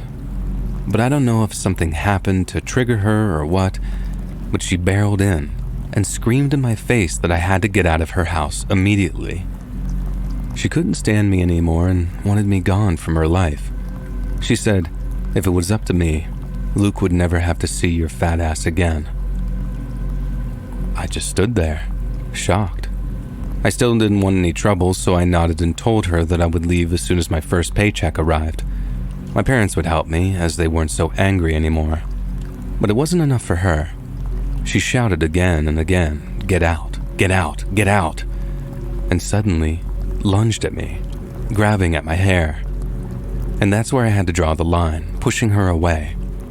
I must not have measured my strength because she flew back and hit the wall pretty rough. She started yelling, saying that I had assaulted her and said that she was calling the police. I went after her. She was the one who assaulted me first, but she had already dialed when Luke came in, thankfully. He had to witness this whole insane scenario play out. His wife talking to 911 while I stood next to her, not knowing what to do. But I went to his side and explained everything as quickly as I could before Miriam finished her call. She hung up and told him not to believe me because I had attacked her for no reason. I called my parents then. I knew that I had to leave no matter what happened next. The police actually ended up arriving a few minutes later, but my parents did too. My dad went straight to the officers.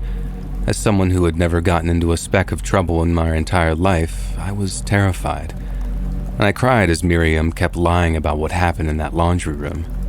I knew Luke wanted to defend me, but he hadn't been around, and he really just didn't know what to do. The cops didn't know what to think after hearing both sides of the story, but my dad convinced them to let us fix things amongst ourselves, and they seemed to agree. Miriam demanded a restraining order in that moment, but the cops just ignored her, and I'm so glad Dad was there. I whispered to my mother like a little kid that I wanted to go home with them, and they helped me pack. I don't know what Luke was thinking, but he carried boxes to my car in silence, and I just left without another word. I cried into my mom's shoulder that night because I didn't understand how someone could play with a false accusation like that. I told her that Luke's wife was a menace and that I never wanted to see her again. I know it put her and my dad in a very difficult position, but I was done with Miriam, and if I had to cut Luke out of my life too to avoid her, so be it. But after a few days, I realized that it was exactly what my sister-in-law wanted. I wouldn't have been surprised if she had planned that for a while, wanting for me to go upstairs while Luke wasn't home yet. I wasn't going to let her get away with this, I thought. I called my brother and apologized for everything, and we had a real heart-to-heart. He asked if I wanted to return, but I didn't. I just told him that I didn't want to lose him no matter my relationship with Miriam, and he seemed to sound relieved and very tired after all of this. And after that, I decided to execute my revenge, which wasn't anything masterful or movie-worthy. I just became a big, fat fixture in my brother's life. I went to his house for dinner every night, and sometimes my parents came. I was loud, talkative, and livelier than ever. I ate even more, praising my brother's cooking. I invited him on outings on the weekend, telling him to bring Miriam, of course, and she seemed to pull away more so every day. Not like a beautiful flower that matures and dies with time, but like a rat that eats poison and rots from the inside. Meanwhile, I was doing great at work and saving money. I had enough for a small apartment studio, but I hadn't moved from my parents yet. They were a good excuse to invite Luke to more things, and I needed Miriam to snap in a public way. And it didn't take long.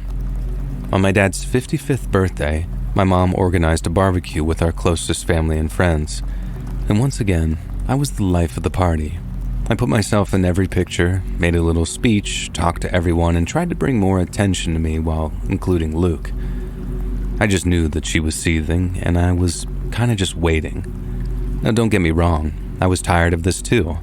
I was social, but not to that extreme, and I wanted to move on, but I also just deep down needed others to see the type of person she truly was.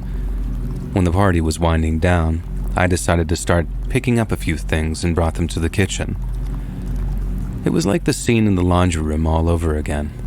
Miriam comes in, gets in my face, but she wasn't yelling, not at first. Her eyes were so scary as she told me that she knew what I was doing and how I had gotten away with my assault before. But she was tired of me and how much attention I had from Luke. I started laughing. I didn't want to, but it was hilarious to me. I knew that people willing to make false accusations were not people you wanted to mess with, but I had to goad her. I told her that Luke paid attention to me because I was his little sister and best friend in the world throughout all of our life. And I also added, he could easily leave you for someone else, but I'll always be in his life. And that was it. She grabbed my hair and started pulling, screaming the craziest things at me. How I was fat, ugly, how I would never do anything with my life, how she would get Luke to stop talking to me if it was the last thing she ever did. And I was in serious pain in that moment. My hair was too thin already, and this mad woman was going to leave me bald. But there was one final pull, and she was away from me. When I finally straightened up, I saw my brother's arms wrapped around her, and my parents were there with shocked but very furious eyes. It also seemed like the rest of the party wanted to know more, but they couldn't all fit into the house through the blocked back door. Luke pushed Miriam away, and she turned, giving him an excuse. Obviously, she starts blaming me, that I deserved it because I had assaulted her before, but I saw my brother's face, and he starts whispering to her to get out. It was so quiet that I don't think anyone else heard it in the moment. Miriam knew him well enough to understand his angry voice, and she left, huffing and puffing the whole way. Luke apologized to me about everything and left too, and the party got animated again with everyone wanting to know what the hell just happened. And I told them about the false accusation and how the sister-in-law just absolutely despised me. But here's the good news. At that point, and over a period of time, Luke filed for divorce. He came to stay with us for a while until they could settle some stuff, sell the house, whatever. And of course, he apologized to me a million times, and Miriam was out of my life for good, and the divorce was settled about a year later. Things are much better now. Luke and I live in our own separate apartments, and he's now dating an absolute gem of a woman, but I don't think he'll get married again anytime soon. And I come to find out that Miriam was actually struggling with some degree of ongoing drug issue, but Luke never really wanted to go into that. But after a period of time, it also started to all kind of make sense in my head.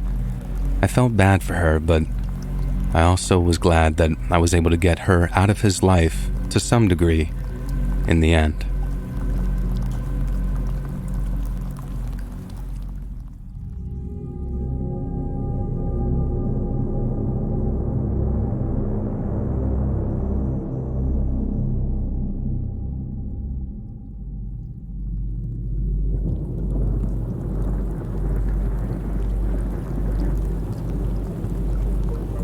A few years back, a few friends and I were hiking the Appalachian Trail not far from Allentown, Pennsylvania, when we found something that scared the crap out of us.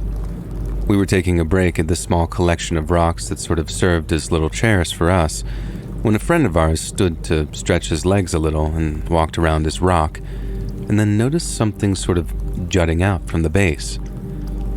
He reached down and pulled out what looked like an old-fashioned sort of tin of candy, the metal kind with the lid on a hinge.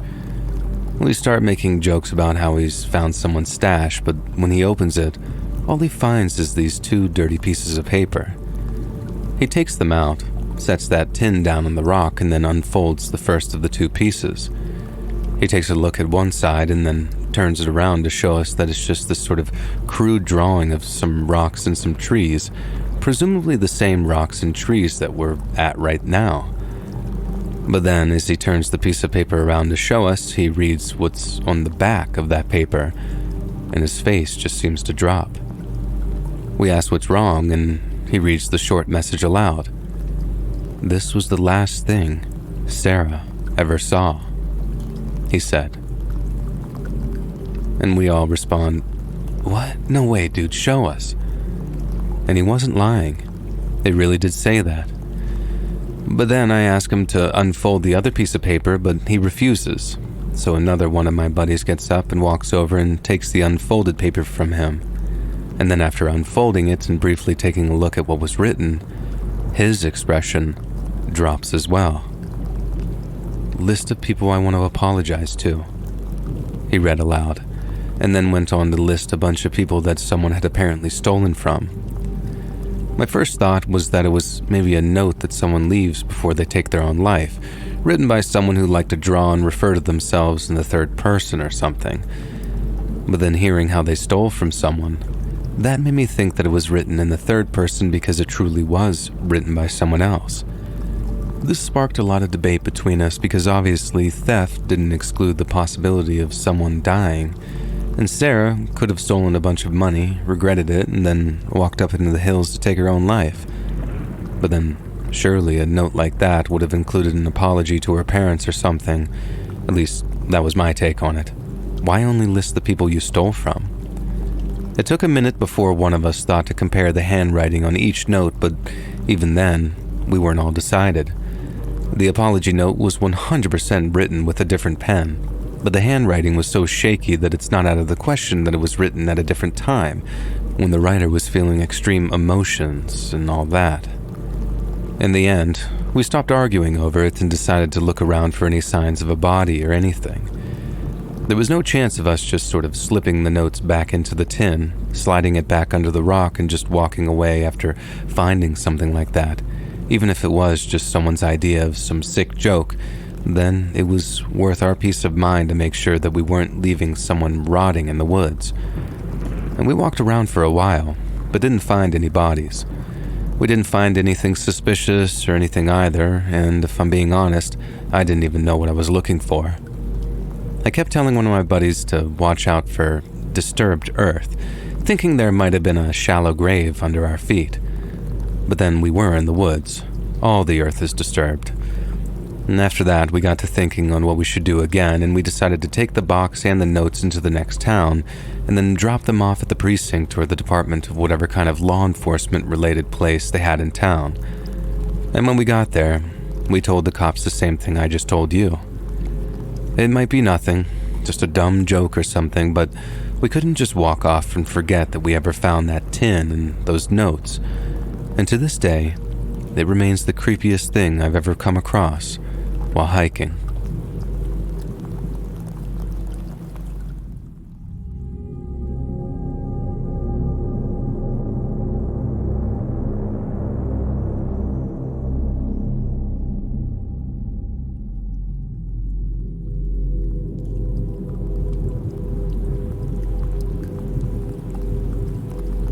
I grew up in a small town in North Carolina, a place called Bakersville. It's only about 16 miles from the Tennessee state line, and beyond that lies the fabled Appalachian Trail. I never really considered it until I moved elsewhere, but there's a certain spirit to Appalachia, especially the lower half where the trail extends up into the Great Smokies and the Pisgah National Forest. Bakersville is about 20 miles north of Pisgah, right in the center of the triangle where the three forests converge. And I don't know if there's something in the trees or the hills or the water, but it gets into the people, for better and for worse. For example, Appalachians are just about the most superstitious people I had ever come across. Just about every culture has its little idiosyncrasies like that. You've probably heard someone say, "knock on wood," to prevent something bad from happening, or perhaps they suggested that a black cat crossing your path is an omen of misfortune.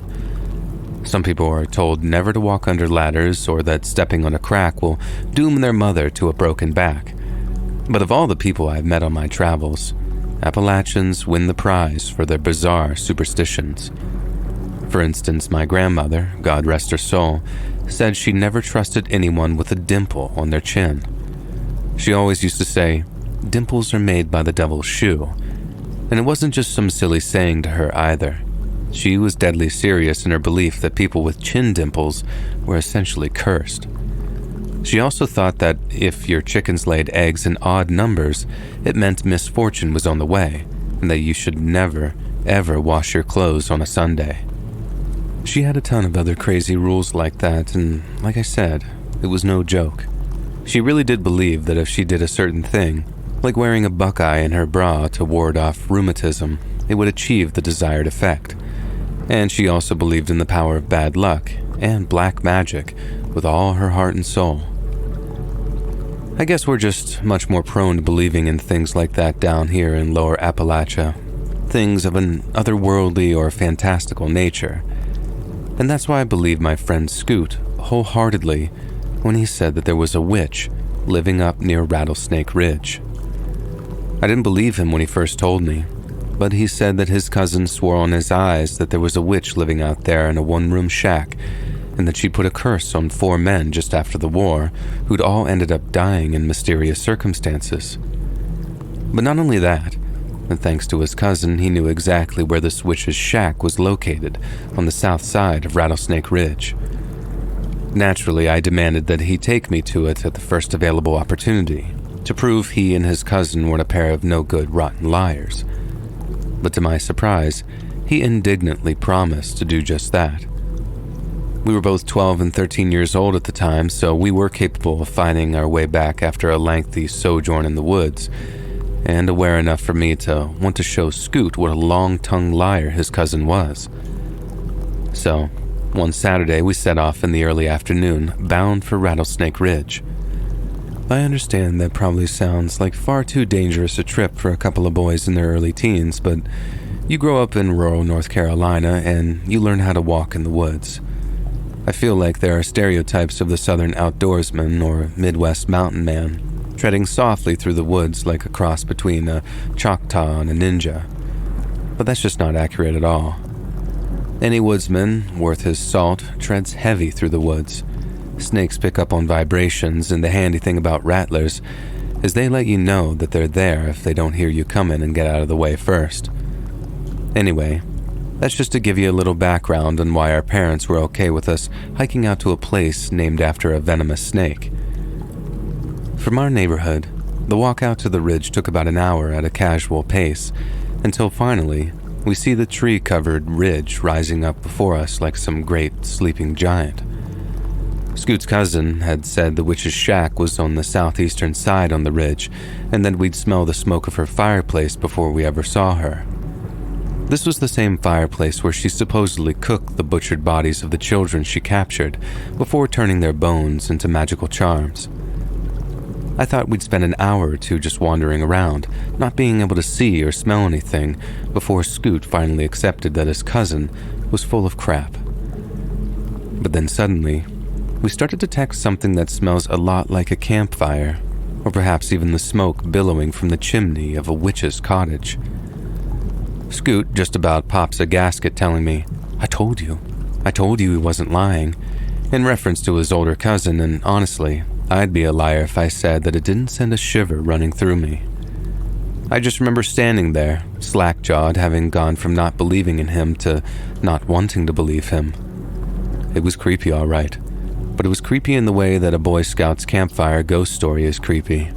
Smelling that smoke in the way that we did, it had a kind of perfect timing to it. Like when the innocent high school couple discover the hook that's still buried in the car door, or when the babysitter learns that the call was coming from inside the house. It sent a shiver down my spine, and it couldn't have been real. There was no such thing as witches, and smelling campfire smoke was evidence of a campfire and nothing more. Once I realized that, I felt foolish. Scoot's cousin was lying, and feeling foolish only made me more determined to prove it. Plus, it was a fine opportunity to prove how brave I was to Scoot by marching off into the woods in search of the smoke's source. He thought I was straight up crazy, saying that we'd had to get out there and that I must have some kind of death wish to go looking for that witch. After all, she'd already killed 4 men by putting curses on them, so there's no telling what she'd do to 2 kids who deliberately set off to go treading round her holler. I knew that whoever was out there probably wouldn't react kindly to strangers, but I also knew that there wasn't any such damn thing as witches. So I didn't exactly go running off through the woods, but I kept on going with Scoot behind me, keeping an eye out for where the smoke was coming from. Then, about 200 yards in, we see this thicket of myrtle trees, the real dense kind with the wavy leaves, and behind them is what looked to be an old log cabin, one with a big old stone chimney affixed to the side of it. And Scoot says, "You believe me now?" And I'll admit, the evidence was mounting in his favor. But until we saw black cats and flying broomsticks, I wasn't buying a word of it, and I wasn't about to go all that way only to turn back now that we'd found what we were looking for. And so for anyone who doesn't know wax myrtles, they sprout fairly close to the ground, meaning you gotta duck down low, under all the leaves and branches if you want to traverse a patch of them. There was also the occasional dogwood in there too, meaning that we had to weave in and out to get to where we could see the log cabin in all its shabby ingloriousness. But when we did finally lay eyes on that cabin, It looked exactly like you might expect a witch's shack to look. There was a broomstick right there near the little entrance with all kinds of dried herbs, wind chimes, and charm-looking things hanging on either side of the door. Scoot just about had a fit when he saw the broomstick, and I have to admit, I was starting to actually believe it myself at that point. But then right as we're starting to get really and truly frightened, the door to the shack swings open, and out steps the witch of Rattlesnake Ridge. Her hair was white and patchy, and she walked with a bit of a stoop, and I swear that she'd had a wart or two on her nose and chin. I was just about ready to pee my pants with fear at the sight of her, cursing myself for not believing Scoot and his cousin, but at least I stayed quiet. Scoot, on the other hand, he blurts out in a shaky voice, "There she is," which the witch then hears and spins around to squint in our direction. She starts crowing, "Who's there? Y'all better show yourselves." But by that point, me and Scoot are bolting like startled foals, deaf, dumb, and blind to anything and everything except getting the hell away from Rattlesnake Ridge, and the witch we should have known better than to go looking for. We were terrified, absolutely beside ourselves with fear. We were convinced the witch was going to put a curse on us for having trespassed on her patch, and that it was only a matter of time before we too ended up dead under mysterious circumstances. We agreed to each head home to our parents to ask what they could do for us, how maybe the cops might be able to head out there and convince the witch to take back her curse. But whatever we did, we had to do it fast. So after issuing each other what we'd hoped would be not our final goodbye, we each headed home to beg our parents for help. I remember holding back tears until I got to my parents' house, but then the second I walked through the door and my mom asked me why I looked so terrible, I broke down and told her everything. How I hadn't believed Scoot and his cousin about the witch up on the ridge, how we'd trespassed on her property, and how we were now probably cursed to each suffer an untimely death. All the commotion brought my dad in from the garage, and he and my mother listened to the whole story before finally issuing their assurances.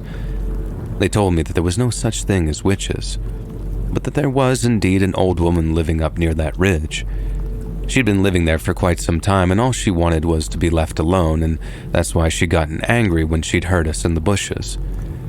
She couldn't put any curses on us. We weren't going to die, but it was not a good idea to go wandering off into the woods like that for any reason, especially when that reason was to go bother some old little lady. And once I was safely reassured that the lady that we saw was most certainly not a witch, I started to calm down a little. But it didn't explain why a woman lived out in the woods, all on her own like that, and when I asked, I was essentially told that it was complicated, but that she wanted to live out there on her own. It wasn't like the people in town were mean to her or anything like that. And after that, my mom called Scoot's mom and they talked it out to make sure everyone was on the same page. Scoot's parents were nice folks, so they told him basically the same thing as I was told. We didn't have to be scared of that old lady, but we weren't to go snooping around her property anymore. And Scoot and I were then allowed to talk on the phone, and we went from crying to laughing in the space of a few minutes. It was just pure relief, I think. That and how funny it was that we ran full sprint from a woman whose top speed was probably a mile or two an hour. We just kind of moved on after that. I remember thinking of that woman every so often, but I wasn't afraid of her. I just thought that she was kind of weird, living all alone in the woods like that. I didn't feel sorry for her. I mean, she chose to live out there. And I didn't know why, but I didn't care to know either. She was just the crazy cat lady who lived out in the woods, and just like everyone else in town, that fact grew as normal to me as just about any other thing. I guess a lot of other kids asked their parents the same thing. Scoot's cousin talked about the witch, and so did we when we returned to school that Monday. We were telling people how we'd been out there, and how she wasn't really a witch, and then we laughed off everyone who swore blind that she was, and that we were doomed to die any day from the curse that she put on us. The other kids had heard about those 4 men she supposedly cursed to die, but we knew better. We'd had grown-ups to tell us the not-so-scary truth, so we weren't afraid at all. And that pretty much settled the argument, as a bunch of other kids mentioned how their parents had told them the truth too. She was just a sad, weird old lady, and those 4 men's deaths had nothing to do with her. But as I came to learn, that wasn't strictly the truth. The first part of this story, as in mine and Scoot's little encounter with the witch, that took place back in the mid-70s, a long time ago. And I remember it was around late April of 1975 because the TV had pictures of Vietnam on it almost nonstop. Things were turning real bad for the folks on the ground, and I remember my dad watching reels of helicopters lifting people off of rooftops in Saigon. And the next part, which doesn't really involve the witch at all, took place in 2004 when myself and Scoot were home in Bakersville visiting family. Now, there was nowhere to drink alcohol around Bakersville, so we had to catch a ride over to Burnsville, 10 miles south, so we could get drunk there before my sister drove over to pick us up come closing time. I hadn't seen Scoot in maybe 2 years at that point, and since the Panthers were playing that night, I wanted to whoop his ass at pool, and I thought that we'd take things over to a little bar down there so we could really make a meal of things. But anyway, we headed down there. The Panthers lose their game, but I win at pool, so that just about evened things out. It was a weeknight too, so the place was pretty empty during the last hour of service. Just a few patrons in a few of the booths, then myself, Scoot, and this older-looking guy finishing our beers at the bar. Scoot and I are deep in reminiscing by that point, and we're talking about this and that until eventually the subject of the witch of Rattlesnake Ridge comes up. And we start laughing to ourselves, cursing his cousin for having us scare the bejesus out of ourselves like that. But then, with years of hindsight under our belts, we start kind of ruminating on why the witch was living out there in the first place. I'm sure she wouldn't mind us calling her that either. The reputation sure did keep folks from prying into her affairs too much. But it did strike me as odd that I'd never taken the time to really find out why she was out there. But also, who were those 4 men who supposedly had died, and why did people blame their deaths on our wicked witch's curse? We started speculating, very casually too, I do recall. I didn't think that she'd be around anymore. She was ancient back when we were kids, so we both agreed that she probably wasn't around almost 30 years later, not unless she really was a witch.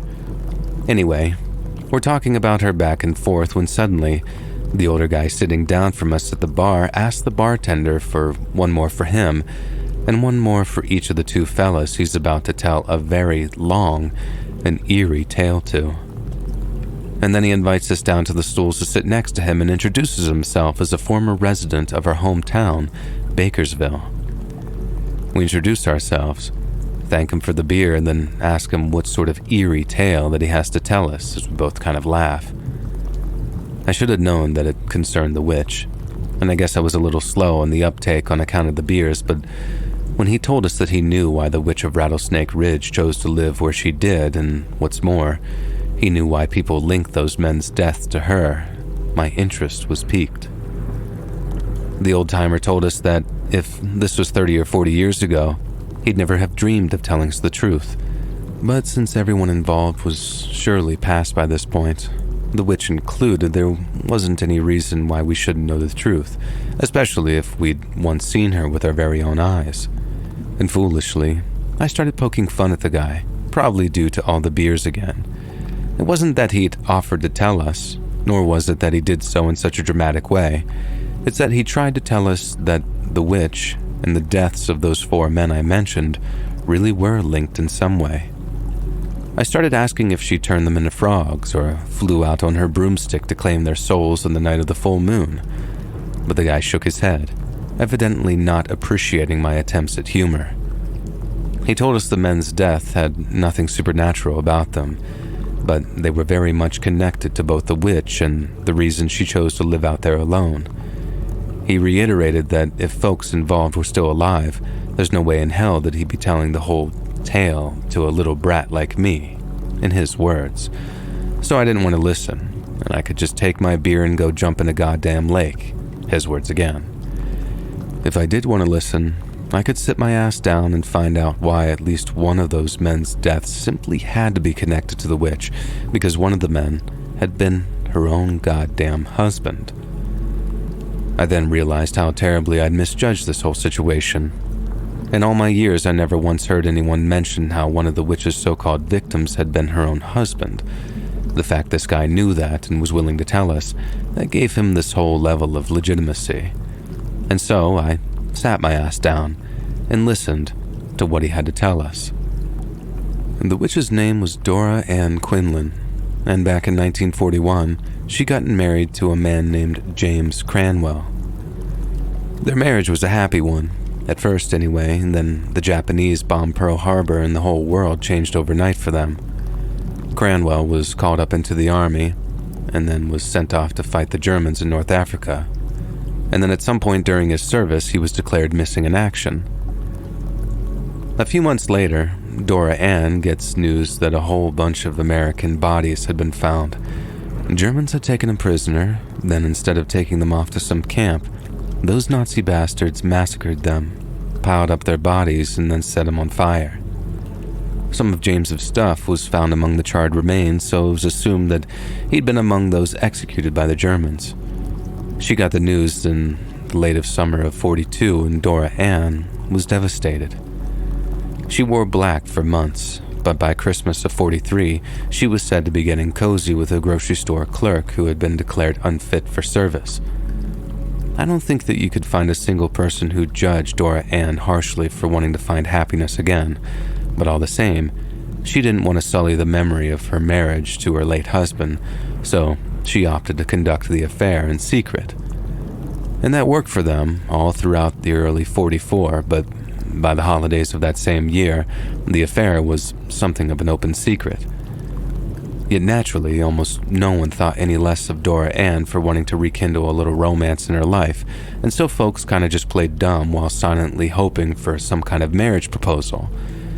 But then, in early 46, right when everybody is expecting Dora Ann and the clerk to tie the knot, she gets a telegram from the army with news that shook her world just as much as when those Japanese torpedoes sunk the Arizona. Her husband, James Arthur Cranwell, was alive. Cranwell had been a prisoner at one of those last camps to be liberated during the Allied march through Germany, and when he'd been found, he was on death's door. When he left the States, James was around 180 pounds, give or take, but by the time they got him back to the American Field Hospital, he didn't weigh an ounce over 95 pounds. Skeletal, they called him. But over the months that followed his rescue, he put on some weight, learned to walk again, and the first thing he asked was for his wife to be contacted so she learned of his survival. A few days later, Dora Ann gets her telegram, and she and her clerk know that their relationship is doomed. James comes home and the whole town welcomes him back as a hero, Dora included. But there's just one big problem. She doesn't want to end her relationship with the clerk, which results in them making a serious error of judgment. And one night, after a session of heavy drinking with his old high school buddies, James Cranwell comes home to find his wife in bed with that grocery store clerk. What happened next is something that almost doesn't bear repeating, so I'll try to put it in as implicit a manner as possible. Cranwell was furious. He beat the clerk to a pulp, tied him to the bed frame with his belt, and then set about teaching Dora Ann a lesson. But that wasn't enough. When his buddies tried to leave, Cranwell insisted they stay and watch. Then when he was done, he demanded that they teach Dora Ann a lesson too. And they beat the hell out of that girl, and then took turns having their way with her. Then when it was all said and done, the clerk, who had been forced to watch the entire thing from just a few feet away, was dragged into the woods outside of town and then shot in the head. Cranwell and his buddies then did something to hide the body. Nobody knows what because they never found it, but Dora Ann knew that they killed the clerk, and she told the town sheriff that much when he asked her about it. Cranwell kept Dora locked up for a few days, and then he'd kicked her out of the house barefoot, wearing nothing but a dirty dress. She walked into town, then went straight to the sheriff's office to tell him everything. The sheriff then goes over to talk to Cranwell, but he denies the whole thing. Yes, it was true that he'd come home to find his wife in bed with another man, after she'd falsely believed him to be staying out all night. And sure, he might have slapped the guy around a little before kicking him out, but he hadn't killed him. He threatened to if he ever saw him again, but he hadn't murdered him. No, the clerk had gone missing due to the shame of what he'd done, and if he did so happen to show back up in town, Cranwell claimed that he was happy to let bygones be bygones. After all, coming home drunk like that, thinking that he might have been assaulting poor Dora Ann in their marriage bed, Cranwell said the clerk was lucky to be alive, and reluctantly, the sheriff agreed. The thing was, if he had a shred of evidence that Cranwell killed the clerk, or if he could prove beyond all doubt that all the stuff Dora Ann said was true, he'd be happy to bring a case against Cranwell and his buddies. But aside from Dora Ann, who at this point was not looked on favorably thanks to her decision to continue the affair, the sheriff had no witnesses, no evidence, and therefore no case. But that didn't sit well with the Bakersville townsfolk. From their perspective, all they noticed at first was that the clerk was missing, and it took days before Dora Ann limped into town to give an account to the sheriff and his deputies. After that, word of the incident spread like wildfire, and although everyone agreed that Dora Ann and her beau should have ended the affair, no one thought it warranted a death sentence, and what Cranwell and his buddies did to Dora Ann was nothing short of unforgivable. Certain figures approached the town sheriff and begged him to do something about it. The sheriff then ordered corpse hounds to go sniffing around the Cranwell place, and they picked up the scent of a body that had been moved sometime in the past week or so. This on its own was incriminating, but the deputies couldn't actually find any corpse, as the trail just sort of petered out somewhere in the woods near Rattlesnake Ridge. Sure, someone else might have killed the clerk, and maybe they did it on his property, Cranwell claimed, but it sure as hell wasn't him. And his soon-to-be ex-wife was welcome to press charges if she wanted to, but she didn't. Instead, Dora Ann went to live with her parents and spent the foreseeable future tucked into her old childhood bedroom, lingering in a very deep depression.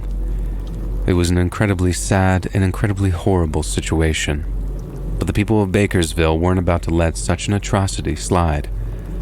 Months went by, and with each passing day, those who murdered the clerk became more and more convinced that they'd gotten away with their crimes. But then one night, Bakersville settled down to sleep without a care in the world, and then the next morning, residents awoke to find the town crawling with state patrol officers. During the night, not only had Cranwell's house gone up in flames, presumably with James Arthur having been burned to a crisp, but his two old high school buddies had also suffered mysterious and horrifying accidents. One had driven off the road on a clear stretch of highway, then struck a tree at what had to be at least 50 miles an hour. The other had drunk an entire bottle of bad whiskey and had been slowly poisoned while in a state of unconsciousness. The three suspicious deaths had caused quite a racket on law enforcement channels, and with the local fire and sheriff's departments overwhelmed with the various scenes, the state patrol had been called in.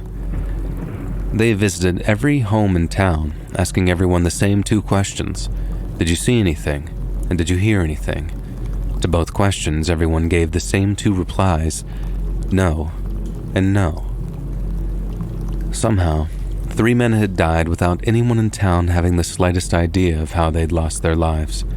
To the townspeople, it was a freak accident, and the fact that all 3 men had died within hours of one another and all happened to be involved in the disappearance of the clerk, well, that was just all one big coincidence now, wasn't it?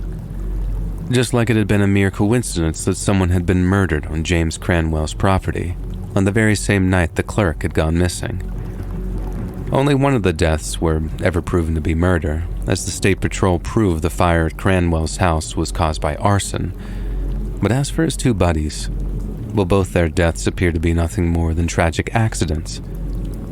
When news of their deaths reached Dora Ann, she was said to have smiled for the first time in months. She started eating properly again, started to sleep properly again, and after a while she started taking long walks in the woods.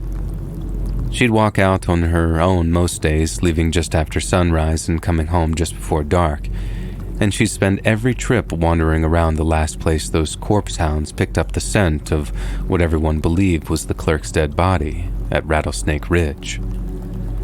She was looking for the body, and she carried on looking for it for years and years until one day, Dora Ann stopped coming home again. People thought that she might have offed herself out there. Others thought that she picked up a rattlesnake bite or had a run-in with an overly protective mama bear. But then sometime later, I guess someone must have found her cabin out there, either newly built or haphazardly refurnished, and then word spread that she was still alive. I guess the men's death must have stayed in people's minds for a while back then, enough to get their kids and grandkids talking about it. And that's when I figured the rumors of witchcraft first started, to get some over-curious kids to shut their damn mouth. The less people talked about it, the better, and if kids did insist on talking about it, then the next best thing was to shroud the truth in myth and legend. I guess Dora Ann figured that she'd be better positioned to find her old lover's body if she resided around its last known location.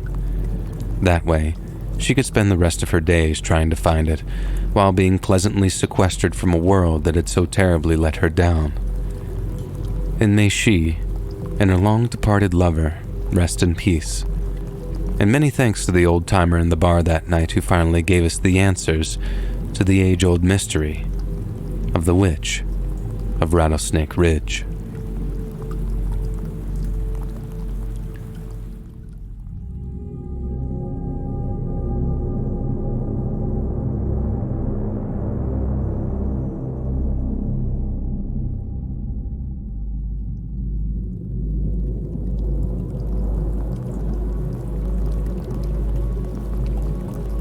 This is a crazy story, and you'll probably call me stupid for not going to the authorities about it. But my reputation is already ruined. Everyone who knew believed it. Believed him, rather. So I had no choice but to get ahead. I didn't know if things would turn violent. I didn't know what he was capable of, obviously. But it was the only way I could think of, and sometimes I still can't believe I beat him. But let's go back to the beginning. I started dating my boyfriend, Chad, about a year before the pandemic hit. Everything went great. He was sweet, thoughtful, and a great problem solver. Exactly what someone messy, life messy, not home messy, like me needed. He grounded me, but I didn't know what lurked under the surface.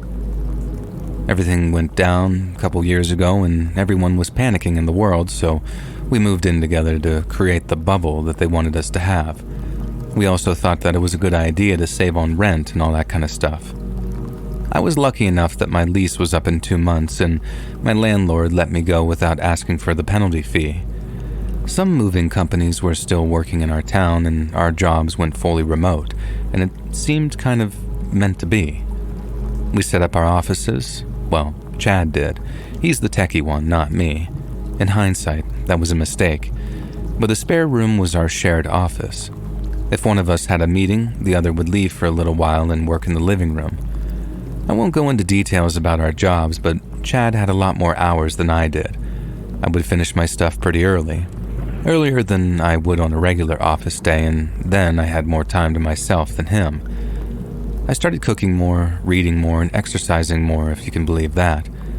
My mental health was so much better, but I had a feeling that Chad wasn't doing so well. I told him to take more breaks.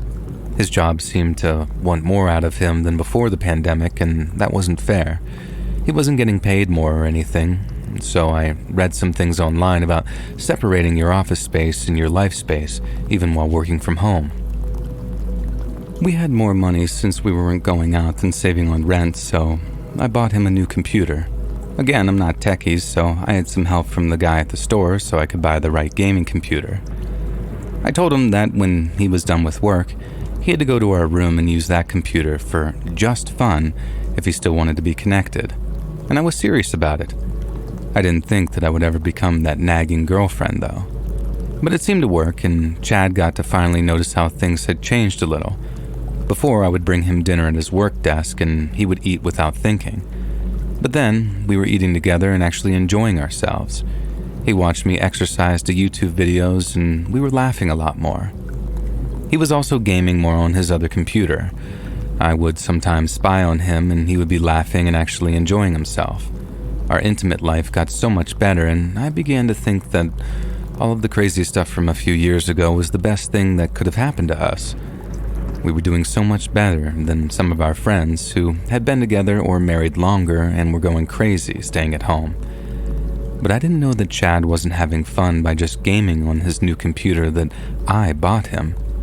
He was doing something different, and something I should have noticed. At the time, I didn't think much about it, but hindsight is everything. I think that's when it started. My friend Paula sent me a message one day asking how everything was going for me. I told her great because it was the truth. I was doing better than ever. She said good, but what about work? And that was confusing. Work was perfect, and I told her that, and she didn't ask anything about it again. But I believe that she had already discovered what I would only find out months later. Another time that it should have alerted me to something weird was when Chad was having a gaming session with his Discord on, or whatever. I don't know how that works. I had made it a point not to go into the room when he was winding down with gaming, but I needed my charger, and it was just for a second. I was leaving when I heard something like, "Man, she's just the hottest. I can't believe you got her to..." And that's it. I didn't hear anything else because I was just used to compliments, especially from all of my previous boyfriend's friends. It wasn't unusual for me, so I knew that it was better to just not listen too closely. And it kills me that I didn't, though. Needless to say, I was much more vigilant now. And here's where it begins. Paula hadn't sent me anything else after asking about my work. Granted, everyone was busy or dealing with different things, but it had been around 2 months. Chad and I were the perfect couple, I felt like. We stayed at home unless it was absolutely necessary, and we didn't order much takeout either, but I missed my friends in general. I texted Paula, asking about her life and if everyone around her was okay. She didn't write me back at all. I wasn't blocked, but she ignored my messages. So I wrote to someone else, Julie. I asked her how she was doing, how was work, and how her family was faring through all the pandemic, and she wrote me something strange back. "I'm sorry, Elle. I just don't want to be friends with someone who was doing that kind of stuff. You know you could have talked to me if money was tight, right? Everyone's fine, but I think this is the end of our friendship." I had no idea what she was talking about. I asked, "Who told you money was tight? I'm doing great at work." I added that I would probably get a promotion soon because COVID didn't affect our business at all. Fortunately, Julie hadn't blocked me after that odd message, so she wrote, "If you're still working, then why are you putting all that stuff online?" I asked her, "What stuff online?" And that's when she called me.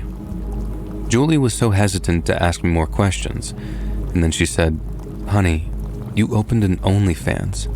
Everyone thinks you're doing that because you lost your job." She then told me that OnlyFans wasn't the only thing, that there were videos of me on public websites, you know, those kinds. I laughed on the phone and told her this was the weirdest prank anyone has ever played on me, but she said it was true and started sending me stuff. At first it was weird because some pictures were so obviously not me. It was good Photoshop, I guess, but it wasn't me. I told Julie that, but she sent other videos. Some were surveillance-type footage of me working out in the living room. And at that moment, I was floored. We had cameras, of course, I knew that, but how did those get online? But another video of me cooking in my kitchen, except it was an entire shot of just my butt. When she was done showing me what she had, Julie asked, "Elle, you're not the one posting these things?" I most definitely wasn't. And I was crying at that point, and I couldn't even feel my throat. There were pictures with my face in lingerie and bikinis that I had never in my life worn, much less taken photos of, but some looked so real. I asked her who else knew about this, and Julie said, "Everyone. Everyone but me." And I went out of control then. I'm not proud of it, but I went into our bedroom and screamed and hit him and almost went for his computer, but he grabbed me. His idiot Discord buddies may have heard the entire fight, but I didn't care. They had probably seen those things too. Chad shouted in my ear, "What are you doing? Why are you acting like this?" And I broke out of his hold, even more enraged. I couldn't believe that he would ask that question of me. The audacity. But I guess that was part of his personality, to pretend somehow. And I told him I knew everything, and I wanted him to take everything down now. And I kept yelling, and through the adrenaline haze, I felt like I had to leave immediately. I grabbed a bag and started packing, and that's when Chad changed. But again, looking back, I misunderstood him. I thought I was in big trouble because he grabbed my face and looked straight into my eyes, telling me that I was not leaving under any circumstances. I told him he was crazy if he thought that I was going to stay with someone who had done something so crazy to me. But he laughed. I thought I was probably going to get out of there by scratching, biting, fighting my way through him. I was ready for the fight of my life. Instead, he started laughing. And he wasn't angry. He wasn't confused or even pretend confused anymore. He was relaxed as he said, "You're not leaving. You're not leaving me, and you'll never leave me. You're mine." Again, I braced for the anger that I thought would come or the threats of physical violence, but they didn't come, and I got brave and said, "Yes, I'm leaving, and I'm telling everyone the truth." And he laughed some more, and that's when the real threats came. "Well, if you leave me, I'll release more. I have much more than what I've already uploaded." I mean, if my tapes were already on OnlyFans, then what else was there to do? But he said that he would make more, and make worse things. He would use more Photoshop and other stuff to make things look even worse. And look, I didn't understand much, but some of the pictures Julie sent me were already very intense, and I just didn't want more. I just threw my bag to the ground and said something like, "Why did you do this?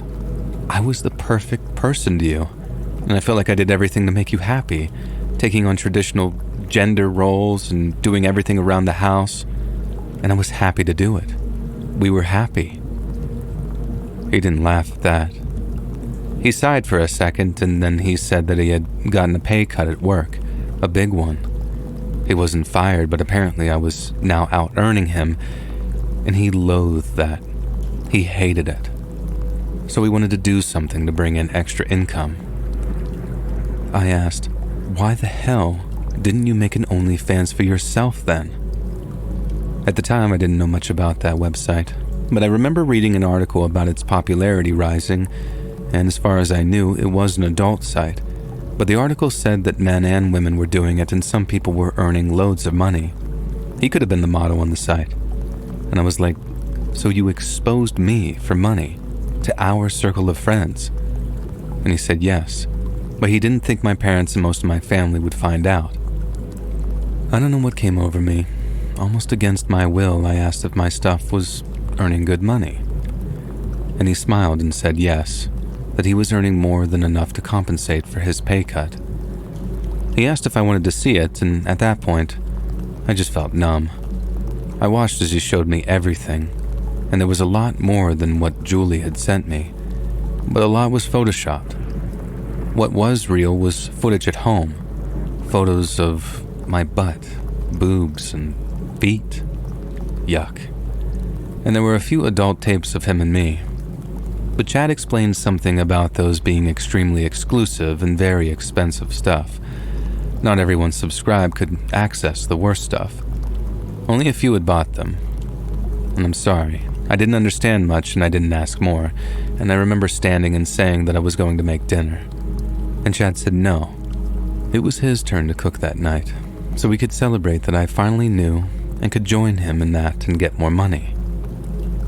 What was he talking about, though? He pushed me to the bed and went to the kitchen, and I just plopped down and looked at the ceiling until he called me to eat. It was burgers and fries. Okay, fine, I thought in the moment, and I ate, and I was just staying quiet. And he blabbered on about real photos and more videos, and I just nodded, not because I agreed, but because I just didn't know what to say. I was thinking hard. Number one, if I tried to leave, he would do worse. At that point, it seemed like this hadn't gotten to my parents or my work, so I felt safe, for now. And number two, my friends knew and thought that I was in on it. And number three, Chad wanted me to be in on it. But why? Aside from the money, why would any man with a girlfriend or wife want to show her privacy online to a bunch of perverts? Wouldn't he get jealous? And that's when it hit me. Jealousy. That was my way out. I'm not some evil genius or anything, but I thought that this was the only way that I could control this and take my life back. I ate my last fry and spoke for the first time since I had asked about money.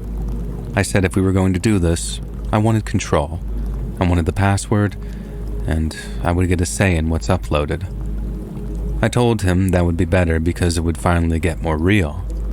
And Chad got excited and talked about some ideas, but I asked him to show me everything that he had done again and how to access it. And we had a sort of lesson on OnlyFans and other sites, which even had chats between fake me and people who paid privately for exclusive stuff. I knew I couldn't just take those and change the password at the time. I couldn't shut it down either because he had threatened me. I had to be sneakier, right? And so I played along, for far too long. I'm not proud of any of it, but I agreed to almost anything Chad wanted. It wasn't too far-fetched, though. So I somehow still believed my jealousy plan could work, and it took months, but at one point, I was the only one uploading, messaging, and handling more stuff. And the world around us started opening back up. Chad started to get busier at work, they upped his pay, not to what it originally was, though, and we were still working from home. He kept telling me that he wanted to quit his job because I was actually doing better. I wasn't big famous, but he had more plans for me. I told him that that was a bad idea because we didn't know if this was temporary. It was better to have a real job and use this money for fun in the future, and Chad saw the logic in that. And that's the day that I changed all the passwords. I added an extra layer of security and made sure that they were erased from his computer and only in mine. I had searched a bit about how to do that. When he asked about it, I told him it was my OnlyFans and my image, so I was taking over from now on. I said, as a woman, I know what entices men, so I can do this better than you. Don't worry because you still have input because you have good ideas. But that was all a lie. But I wanted to do it. At first, Chad accused me of wanting to shut it down and tried to threaten me with sending videos to my parents. I told him he couldn't do that, and I would accuse him of sending revenge images to get him in trouble, which was illegal. And he then started talking about laws or something, and I just got kind of lost there and a bit scared. And so I switched it up. I said that I would tell all my fans that he was a jealous boyfriend who couldn't stand having a popular girlfriend. Chad knew some of his friends were subscribers and knew that he wouldn't want to look bad, and so he shut up. I still did some of his ideas, but I started on my own. And once the world started opening up a lot more, I felt ready to start going out again myself. I joined a gym, got newer, sexier clothes, and opened a, let's say, legit social media where I posted myself and some poses at the gym, and I pretended to exercise and used the tightest things I could find. And Chad was angry about that. I told him that if I became an influencer, we would earn so much more money, bring more people to my OnlyFans, and maybe we could just both quit our jobs and travel in time. And he didn't say much to that, but I knew that this was starting to get to him. Now, I never really got famous, so don't look me up because a lot of those things already don't exist, for the most part, I guess, as far as I could get rid of. But a pretty girl posting thirst traps online does get some attention. Comments from men rolled in en masse, and there was some collateral damage because my family actually saw that Instagram. But that was my front. It wasn't anything bad, it was just sexier than what they knew me as. I told those who asked that I had gotten into fitness during that whole period of time and wanted to show people how great it was, and that's it. I don't know if someone knew, probably, but I don't care, so at night, I would handle the adult website stuff and answer people on my legit one. I wrote comments publicly so Chad would see them, and I also stayed up answering DMs. He would ask what I was doing, but I shut him down, saying it was part of the business. I said that he didn't have to worry because I wanted him to handle the money. I didn't care how much I was making, where, how, or what happened to it, and I let him do that because it was the best way to keep him busy and worrying. Every time a new payment came in, he wondered where it came from, and I played dumb. I think that was some guy who wanted to send him dirty underwear or something. And I never did, but I said something crazier every time he asked until he stopped asking. And on my legitimate socials, I started posing with men at the gym, the big men that drive other men crazy. And Chad wasn't like that at all. He was a skinny, nerdy guy, and this isn't an insult. That's literally my type. I don't really like muscles. And I also talked at home about several other things, like this trainer having the biggest arms, or that guy with the designer gym wear also had a nice car. These were stupid things that I didn't care for, but this was what broke the camel's back, for Chad at least. I got home from the gym after an afternoon of posting stories with two pretty big gym bros, and he had packed my things. He said he couldn't date a woman who was flirting with other men and doing OnlyFans and exposing herself like that just willingly. I was flabbergasted, but I said nothing, and in my head I was absolutely exploding. The audacity again, the hypocrisy. I wanted to grab my stuff and skip happily out of there, but I just acted confused. I told him that this whole thing was his idea, that he started it, and Chad said, "Well, I'm ending it then." I asked, "Well, what about him telling my parents and my work about it?" And he said that he had erased every trace of me from his life and his computer already. He just wanted me gone as soon as possible. And he also said that he didn't want the money.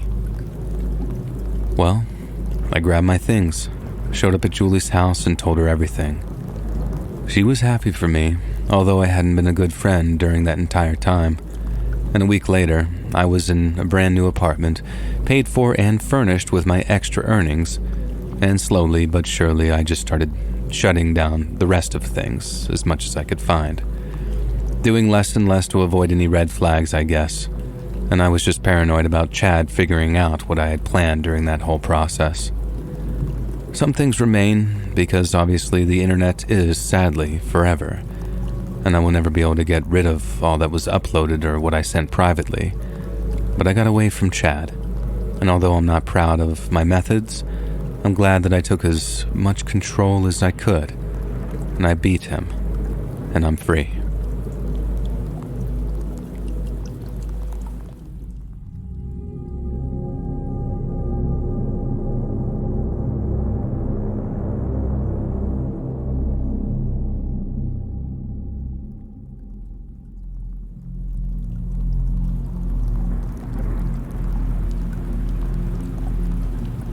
In sickness and in health. That's the vow that I took over 35 years ago when I married my husband, Luther. It was the most sacred of promises in my book, and I kept it along with the other part, for richer or poorer. I was the picture-perfect wife, I thought, but really so much more. I not only gave my husband the 3 kids that he wanted and had dinner on the table at the same time every day, surrounded by a spotless house, but I also supported him in everything he did. And I'm not talking metaphorically. When we got married, Luther had a good job, so we got a house together and started our family.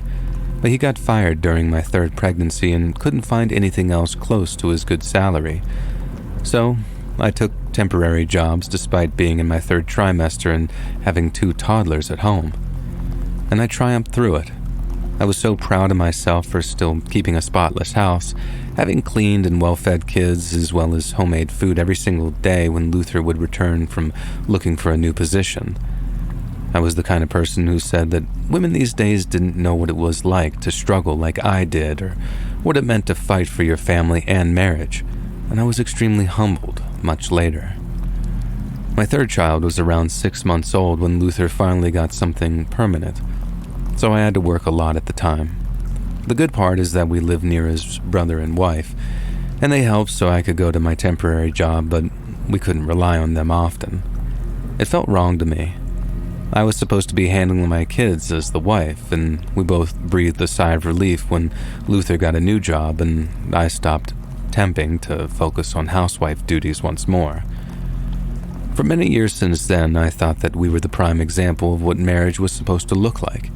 Our kids turned into adults and made their own families. Luther and I became empty nesters, but we were good. Until I got diagnosed with breast cancer. The change was almost immediate at that doctor's appointment. Luther went stiff, and I thought that he was scared of what could happen. But his stance was still reserved even when the doctor told us they had caught it early and it was highly treatable. I thought he needed some time too. I needed support, but finding out that I was sick most likely affected me more than anything else. In terms of the treatment, the doctors wanted to see how I reacted to chemo before they recommended surgery. Getting a mastectomy just felt so scary. I decided not to tell my kids for a while. They didn't live close by, and I felt my husband was more than enough support. It felt better to keep things from everyone until I recovered, and bad news should always come with some good news. Luther came to the first appointment and seemed worried and was pretty awesome. I believe that he had accepted the situation and was ready to stand by my side, but he avoided the next two. At the third appointment, another person getting treatment at the clinic told me something strange. I went online and looked that information up. Many women on forums said the same thing and I couldn't believe it, but my intuition was telling me that it was true. Allegedly, husbands were very likely to leave their wives after a cancer diagnosis. I wanted to deny it.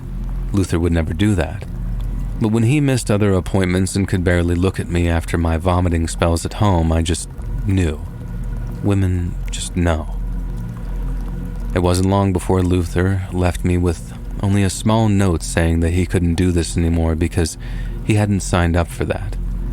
I guess in sickness and in health only counted when he was the sick one. We had been fortunate health-wise for many years, but I had nursed him through colds, fevers, and everything else. He wasn't willing to help me in return after all those years of marriage. I debated telling the kids, but I just couldn't do it, even when the divorce papers arrived way too quickly. I began to think that he was preparing to leave me before my diagnosis. But divorce was only the tip of the iceberg. Luther wanted everything for himself. I went to my lawyer and discovered that our home, which was mostly bought using my money for the down payment, was in his name alone. Everything else was in his name, too. I had one separate account, but it had almost nothing. I never knew that I would need to separate my money from my husband. He also wasn't answering my calls, and soon I saw his pictures with another woman on Facebook. I got sicker then, but I had no idea if that was my condition or the betrayal. I tried to call some other people. We had a small group of friends who were originally his buddies. I had become close with their wives. Not one of them answered either, and I got the hint. I was getting cut off completely, and Luther had already moved on, and therefore, they were moving on with him. I didn't think of calling his family either. My brother-in-law, Ronald, had always been nice to me, and his wife had a beautiful soul, but I thought that they would take his side. I was alone, and I most definitely didn't want to involve the kids while this situation was getting more complicated. I considered what to do for hours every day. My lawyer told me to fight because no judge in the world would allow this unfairness. He insisted on playing dirty and trying to find evidence of Luther cheating to take everything from him, but I didn't want a huge drawn-out fight either. It felt wrong.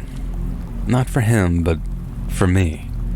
I kept thinking that I should be the bigger person and let it go. Except I did find some evidence that Luther had cheated on me before. He had left in a hurry, and since we were still fighting for the division of assets, I was still in our house. I found old hotel receipts and gifts that weren't for me, vacations we didn't take together, the works. All dated after he had gotten that new job that led to his success. All my civility, love, and respect for him went out the door. I gave all those things to the lawyer, and he was sure that he would take him to the cleaners, but I had a different plan in mind. I didn't want to give Luther any excuse to call me the crazy ex-wife. It shouldn't matter, but I wanted to make him look as bad as possible. And the best way for that was to act the most pitiful possible. Because we were countersuing, we had several meetings with the judge, and each time I showed up looking worse and worse. My lawyer would be fighting for my rights, but when I was asked directly, I acted like a saint. I would lower my voice and say, "I want us to resolve things fairly and move on. I don't hold anything against my husband." Even Luther's lawyer was giving him dirty looks. It took a while, but my plan worked. The judge denied almost every demand Luther had, and I was given the house in full, along with part of the savings, retirements, etc. But later, I came to learn from other people that Luther had moved in with his new girlfriend. He made good money even after I won, and therefore he had a trophy girlfriend and was living the high life. I didn't like that either. One afternoon, I went to his office. I had a reason to be there as some papers needed his signature. I could have done it through our lawyers, but oh well. I dressed and looked just as pitiful as I did in front of the judge. The people in his office knew me, so they would definitely react. As I said, I was the picture-perfect wife. I was always put together. The looks I got when I walked in there were terrible, but they worked for my plan. They all probably knew that we had gotten divorced, but they most likely had no idea I was sick. And by then, I was already wearing a bandana on my head and using a face mask because the doctor had added more rounds of chemo before deciding if we would go through with surgery, and that helped the situation. Luther was furious when he saw me, but I told him that I just wanted to get this over with. He signed, and I left, but not before stopping to say hello to his assistant. She asked how I was doing, and I told her things were rough with my divorce and my sickness. I told her that chemo was more horrible than I had ever imagined, and I saw her face.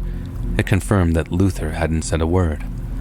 I knew that everyone in the office, hell, maybe even the whole building, would find out soon, and I didn't want to see the consequences. I just wanted as many people as possible to know what kind of person my ex-husband truly was. A while later, I went to my brother-in-law's house with a big box. I had some of Luther's things that I decided that I should take to Ronald. He was more shocked than anyone by my appearance, and he asked, "What's going on, Rose? Are you sick?" And I acted confused and said, "Yes, Ron, I have cancer. Didn't Luther tell you?"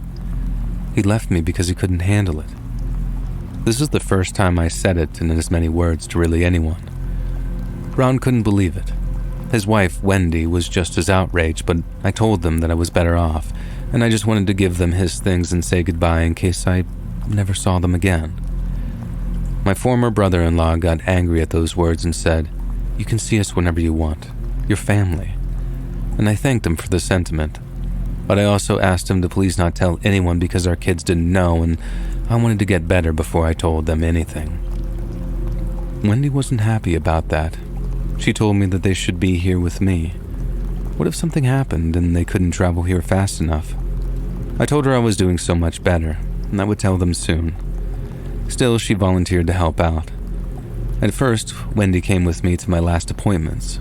She listened and comforted me when I cried because the doctor said chemo was doing well and I may not need surgery. At home, she cooked for me and told me more about my ex.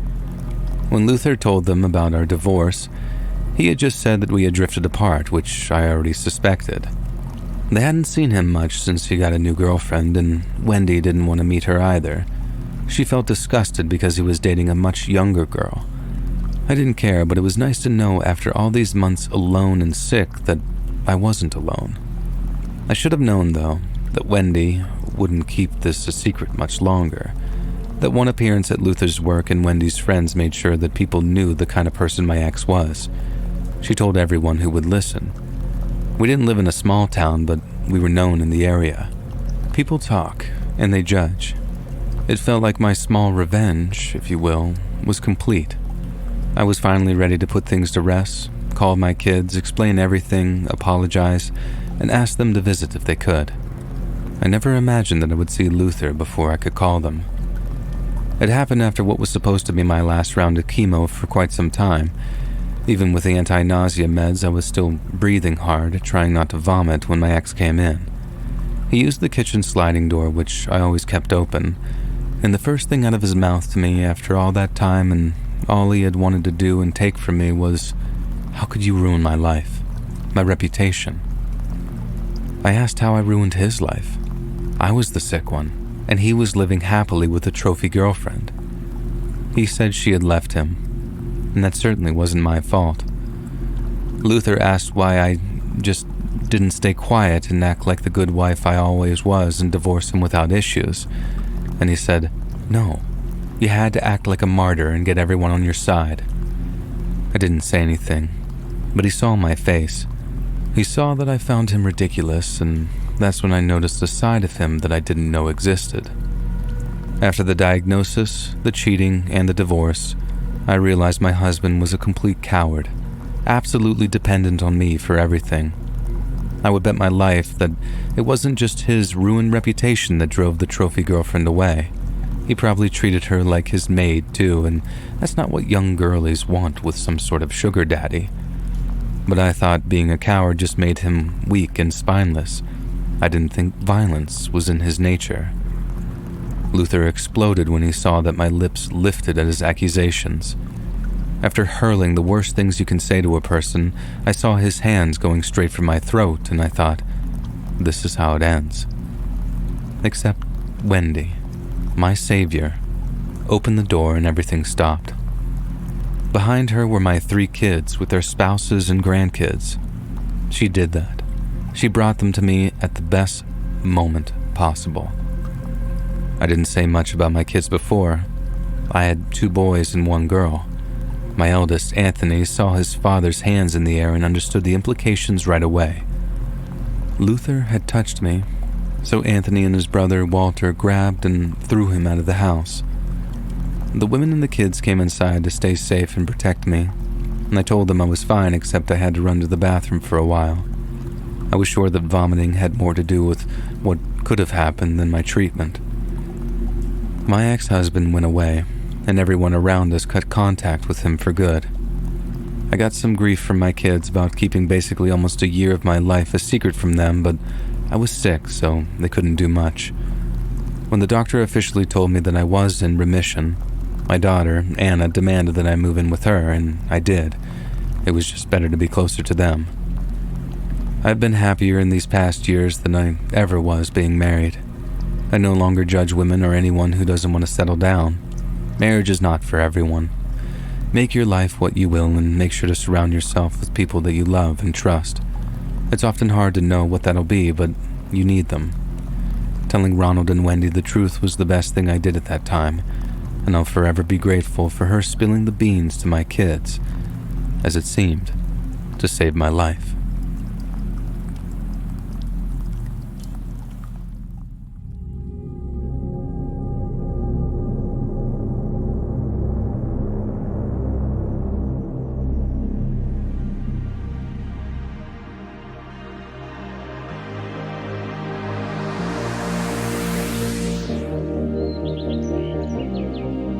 Hey friends, thanks for listening. Click that notification bell to be alerted of all future narrations. I release new videos every Monday, Wednesday, and Friday at 7 p.m. Eastern Standard Time. If you got a story, be sure to submit them to my subreddit, r/LetsReadOfficial, and maybe even hear your story featured on the next video. And if you want to support me even more, grab early access to all future narrations for just $1 a month on Patreon, and maybe even pick up some Let's Read merch on Spreadshirt. And check out the Let's Read podcast, where you can hear all of these stories in big compilations and save huge on data. Located anywhere you listen to podcasts. Links in the description below. Thanks so much, friends, and I'll see you again soon.